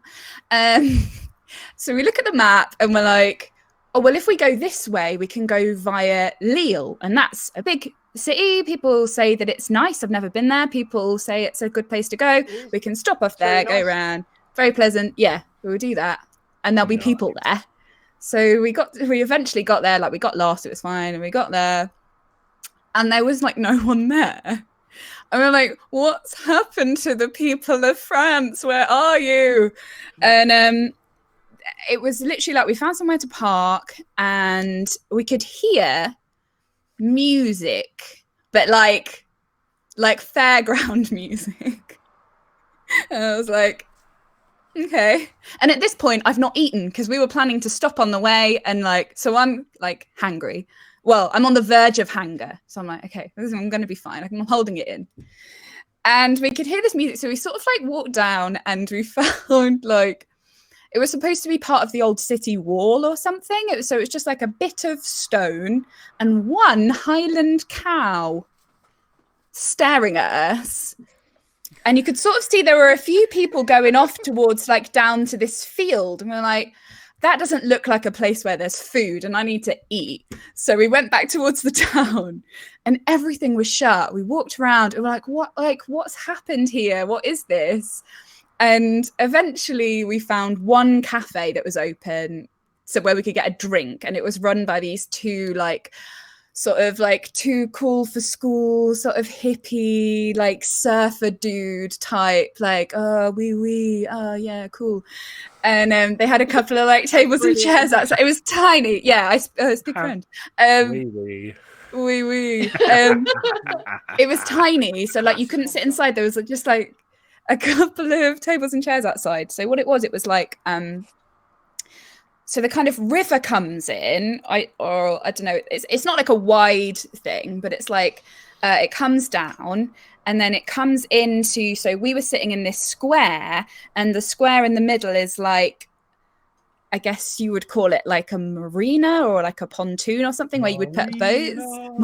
Aqua marina. I think what you're describing, Hannah, is a pond. Yeah, but it's man-made. No, it's like, and it's down a level. So where you're sitting, it's stone, and then it goes down about like 8 feet or something, and then there's a level of the water.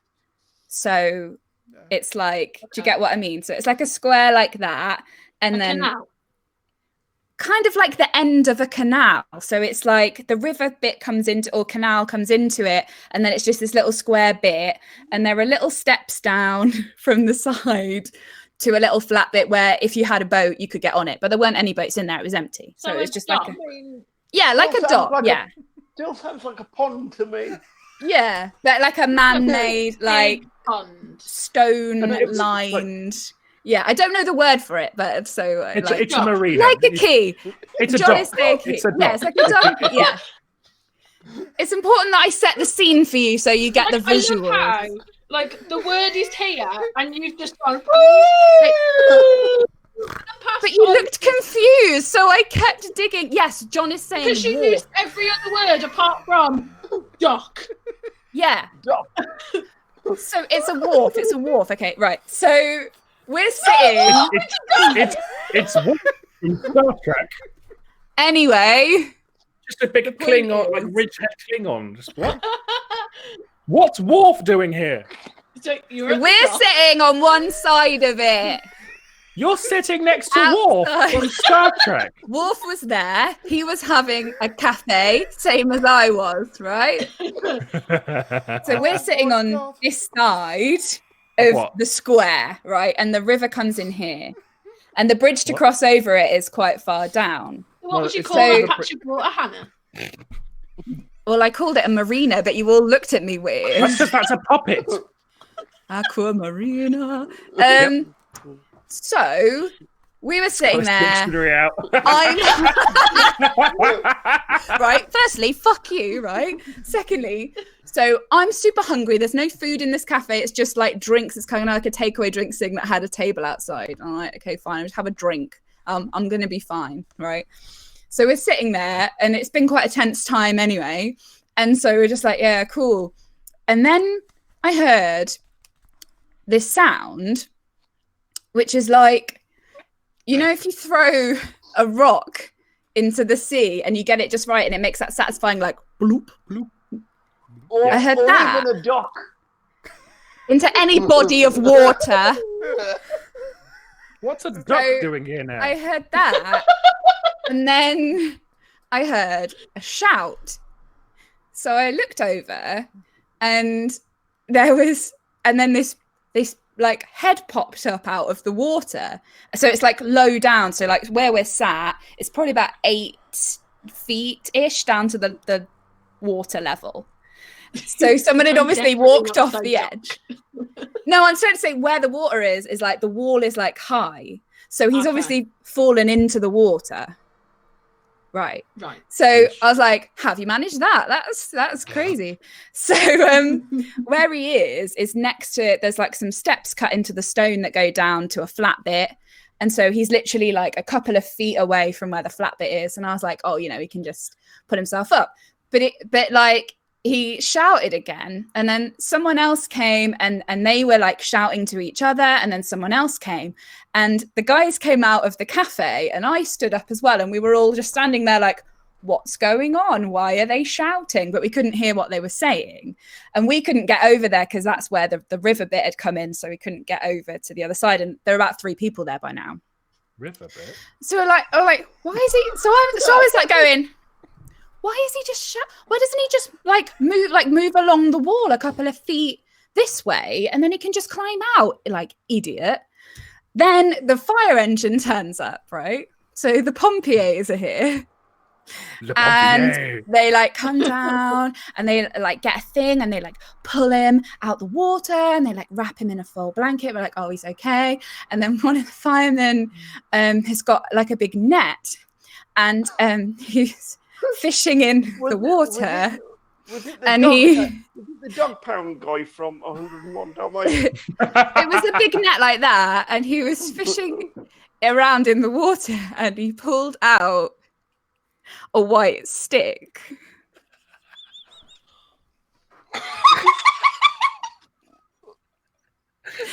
And I went, whoa! And one of the surfer guys went, oh! Because we'd been sat there like, what an idiot. Why is he making such a fuss? He's like 1 meter away from there. Just go along to the and pull yourself out. And it was like, oh my God. It was the worst. I like felt so bad. It was so bad. So you should. It was so And bad. what happened to his guide dog? No, he didn't have one. That was the point. That's why he had the stick. Did the guide dog make it? No, there wasn't one. There wasn't Is that one. how you make otters?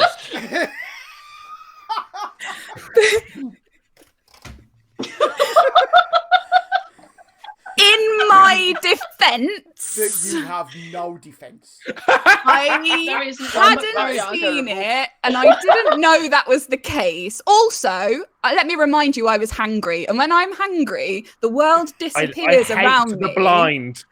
No, and I can't see I do that. anything. I'm the same. Yeah, I like because like my blood sugar's low. I literally get the rage, and I can't see anything around me. I'm just like focused on the fact that I hate everyone in the world and I need food. Right. yeah. So like, As an actual disabled person, you'll be hearing for the union. I did warn you. The story didn't We'll pay be me a having good luck. meetings. I mean, I can sympathise. Because I didn't know. I didn't know. No, for Mike's benefit, can we make sure that next time we do meet up at the Arena Theatre that you've had a sandwich? Yeah. Who knows what you're going to do my to the little God. lad? I've just had a great idea for this. Mikey, You're right, can Hannah. we, like, Hannah? Mikey, can we James Bond your wheelchair? So if you do fall in water, it like turns into a speedboat. I mean, you press a button on it and it tilts back. What more do you want? What more do you austerity want? here, lad. So I still didn't get any food. And I That's the felt like I important was the thing. worst. No, listen. So I felt like I was the worst. I'd already had a terrible Because, time. There's someone And else so- who's suffering a little bit more. Yeah, Oh. no, but what I'm saying is he was. Hold on, everyone's thing has gone ooh What? and stopped. Oh no! I think I'm having internet problems. I mean, we're still here. Hang Oh on. no! Steph's not come back yet. Steph's back. So I'm okay. here. I'm Okay, here. yeah, I know. Yeah, Okay. we're We're still here. If you can hear us, if the sound is fine, that's all that matters. Okay. Go That's on, what we've Hannah. learned today. Okay. Yeah. So we made sure he was fine. Well, no, you So the didn't. firemen- Did you, Hannah? No, but we did because the firemen lots of- there was like loads of firemen there, loads of people. Everyone helped him. He was fine. Right. Yeah, but before that, Hannah, there was lots of Yeah. pointing and judging, wasn't there? I wasn't pointing. I was just like, Look at the drowning man! he Everyone, look at him! there were people there helping him. That if there hadn't been I'm anyone not drowning. there, Look at me. I'm not. Feed me. I want a pasty. Get me a pan au chocolat. right? If there hadn't been anyone else there, of course I would have gone to help him. But there were like 4 people there helping him anyway, so I couldn't have done anything. Even if, In which like- case, I'll just eat this quietly as I help this poor man. I didn't have any food. That's the Oh, point. sorry. Can I just ask, is there ever enough people to help a blind man out of some water? Just, like, Oh, is this I one of the didn't know he computers was thing? blind until they pulled the stick out. To start a really bad joke. How many people does it take to pull a blind man out of a dock? Never enough, apparently. To be fair, if I saw I someone mean- struggling in water, I would immediately think that person couldn't swim, for instance, and would get help, or they've usually got those hoop things, haven't they? There were no. It's France. There's no health and safety. Oh, There weren't Jill, even. There wasn't this even a story. barrier along the edge of the. Otherwise, like he No. wouldn't have been able to fall in if there was any safety procedures. There wasn't even like a little chain or a bit of Can I point raised cobbles at the edge. The French are not the criminals in this story.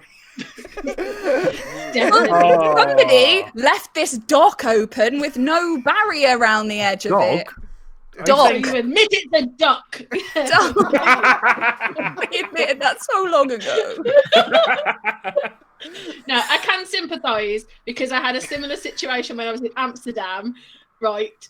And I was I in. beat a man to death. I was in. Mine didn't involve water, but it did involve a cafe. And we were in said cafe, and there was me and my friend. There was a German couple, and then there was 2 other guys sat right opposite us. And this one guy was just knocking stuff everywhere, and obviously in the cafe, like. Side effects may vary. And so we were sat and having a bit of a giggle at this guy. This German guy who was sat like a few feet from me was giggling his tits off. And all of a He's had sudden, too much pizza. woohoo! And all of a sudden, the guy who'd been knocking all this stuff over, produced a white stick and then tippity tappeted his way out of the shop. Right. That's worse. That is so much worse. Right. first of all, It's made so much worse by the fact that the German guy sitting a few feet away from me leaned over and went, That's not helped his eyesight. And then just disappeared. And I was going, Back through a curtain. what do I do? I feel that the EU has got the best deal possible with us voting Brexit. That's all I'm going to say. Just get us out. Just get us away. They should not let us back in. You know what I mean? They should, We don't deserve nice things. yeah. They should do a Trump wall across the channel and keep us out. On that note, if you've got a spare hour and aren't already aware of it, the guy on Twitter called rs_Archer, he is currently going through. Archer_RS is currently. The people next door to him are British expats, and they didn't know that Brexit meant that they wouldn't be able to like have the same rights as before. It's about 4 weeks long of a thread of him dealing with this idiot family. Read it. Oh my god, I read it today and was just in tears. I was cramping up with laughter. Cramping. Like I was curled up like an overcooked prawn. Just what is this? So, in case you were wondering, I didn't get to eat until we got all the way to Calais. No, Because the true victim of the story is me, because I was I hungry. didn't eat right? until I got back to Dover because I I'm not having didn't any of that eat. foreign muck. Right? No, because all the shops were shut. Right? Every shop was shut, and so we drove even round like the middle of like 3 actual hours. Calais. No, it was honestly, it was in so. The middle of Calais, obviously, there was nowhere to stop and park. There's nowhere to eat. I was like, we just got to go to the ferry. And we were driving into the ferry port. Obviously, it was quite late at night. It's about 10:30 or something.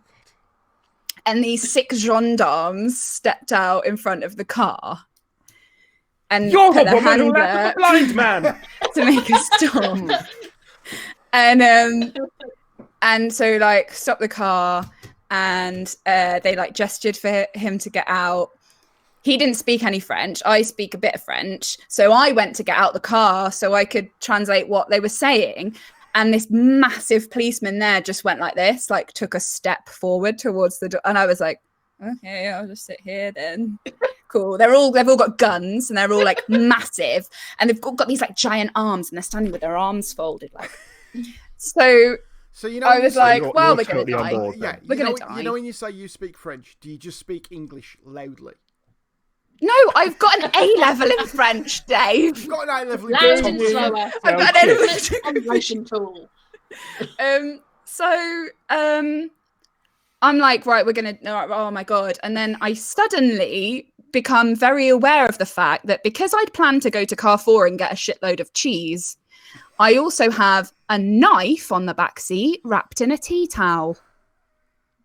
Oh. And I was like, Oh no. I'm gonna die in a French prison and no one will know where I am. And this is the end of me. I was And I like, oh my still god. wasn't eaten.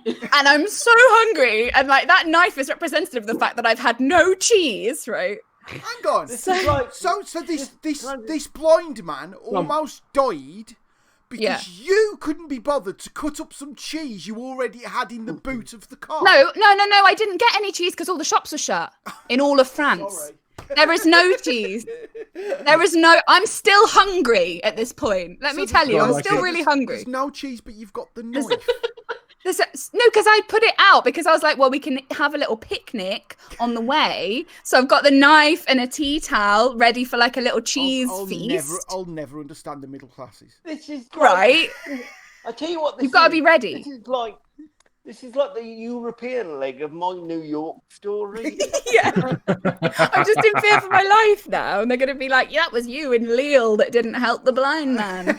And What was the reason there was no one around? I'll tell you because I had to Google it afterwards. So when I got home, I was like, what the fuck's going on with France? And it was like the feast of Saint Sebastian or something, which means that everything in the whole country. I was like, fuck you, Sebastian, and your feast. It wasn't the Feast of Hannah, was it? No. And that's why there were so many, because it's tradition on like Saint Sebastian's Day that you go shooting and all the shops are shut. Basically. I would have loved it so much more if it ended up being like their Remembrance Day. And you're like, why is nothing? Why am I not the centre of attention? I like the idea that on St. Sebastian's Day you go shooting and all the shops are shut. It's what he would have wanted. Yeah, it's what St. Sebastian. I'm pretty sure he's the one who got killed by like loads of arrows. Yeah, hater of birds and shops. Yeah. You know what? Actually, European holidays, when they have a national holiday, they actually do it properly. They Not commit. like us, where we have a national holiday and everyone just still goes to work. Yeah, no, they fully commit. Like I went to Vigo and it was a Thursday and it was a national holiday and they were like, "Oh no, the country is shut today. Yeah, you can walk around, but you'll have nothing to do." Yeah, Is there like? We that was had a walk hungry around me. the high street in the quiet, and then we went back to the boat. In the quiet, yeah. It wasn't a cruise. I just didn't jump in a dinghy and go, Vigo is not for me. I'm done. Back to sea for me. Was that boat in a kind of jetty, a wharf, a dock, a quay, a marina? It was sort of like there was like a bit of concrete, like a square, and then it went down a bit, and then there was water. I know exactly what you mean. Yeah, carry on. Like a marina, It's a well. It's like not a marina, But it was a square. I don't know. It was like a square in the middle of. No. So there were buildings on all the sides. No, I don't know France very well. Were you just at the sea? No, it wasn't. No, it wasn't. Because it was not. There were buildings on all around. It was like a town square with wet in the middle. Town square with wet in the middle. All the way round. Was it just a square? Like How many times am I going to say square? It was a square. Was it a lagoon? Was it a lake? No. Was it a mare? Was it a pond? Was it a tarn? Please stop. It's not a mare, it's a mire. Was it a mare? Did he have a mare? Did he, Mark? A mare, like Windermere. You got a proper mare there, so Maya. Maya, you heathen. Was it a leisure he's giving us. Anyway, I got shot by gendarmes and I died, and that was the end of my story. Woo! Hannah! Yay! Saint Hannah's Day is when they give all the blind people the day off to celebrate. No, they let us go because they were just annoyed at us. They were too annoyed at us to try and question us. Okay. They get on St. Hannah's Day, blind people get free swimming tokens. Somebody in my house has just slammed the door. And I shit myself. Does that happen every time? Every time someone closes the door, you just instinctively poop. You really shouldn't have told us that, Mike. We're all going to be... Someone click that moment. Watch the podcast back. Find the moment where Mike poos his pants and just clip it. I like the idea that... Next time we're at the arena, Mike, it's just going to be constant. Bang, bang, bang! Just Mike just sitting in a mound of his own filth. Well, that's something to look forward to, isn't it? So, that was that. We're doing this again next Tuesday, but we're doing something different. We're doing the lock-in version. And we had a chat about the lock-in version. We're going to do... We haven't actually fully decided exactly what we're... Basically, the lock-in version is going to be anything can happen. Anything can happen at the lock-in. There is talk that there may be some geocaching going on next Tuesday. Am I correct? So if I get my car back. If not, there are other members of the team available. So yes, members of the team may be running around doing geocaching next Tuesday, which live. It'll be like live secret finding. It'll be like the Crystal Maze. Yeah, I'm excited. It's gonna be awesome. I'm getting a harmonica and everything. If it's me, I'm drafting someone in because I'm not getting stabbed in the dark. It's not like Adams where there's just one person buying pizza. Everyone buys pizza in Wolverhampton. Are we making someone go on like Rando Nautica and just give them. No, oh, just that'd be fun. actual We are geocaching, going and you find an geocaching. actual thing. Yeah. Rando Nauticas is it's you end up just going to like random streets. I did that last week. It's a lot of fun. I went round with Rando Nautica is an odd name for an app that seemingly involves no water. I thought that. Well, Don't let Hannah do it. If you thought this shambles of a show is worthy of a coffee, you can buy us the coffee on Ko-fi, it's called actually. / stories from the smoke room. It's at the bottom of the screen. It's like over. It's like there. There you go. And you can buy us a coffee. That's that then. So same time again next week, 7:30. But it might be a bit different because one of us might be doing some geocaching. not here. Woohoo! So enjoy that. Thank you all, folks. Thank you, chat. You've been very lively tonight. And Yay! that's been a lot of Thanks, fun. chat. And shall we all meet up at Wimpy's at some point? Yeah, Shall we? I want that a lot. When it's safe to do so. When When it's safe to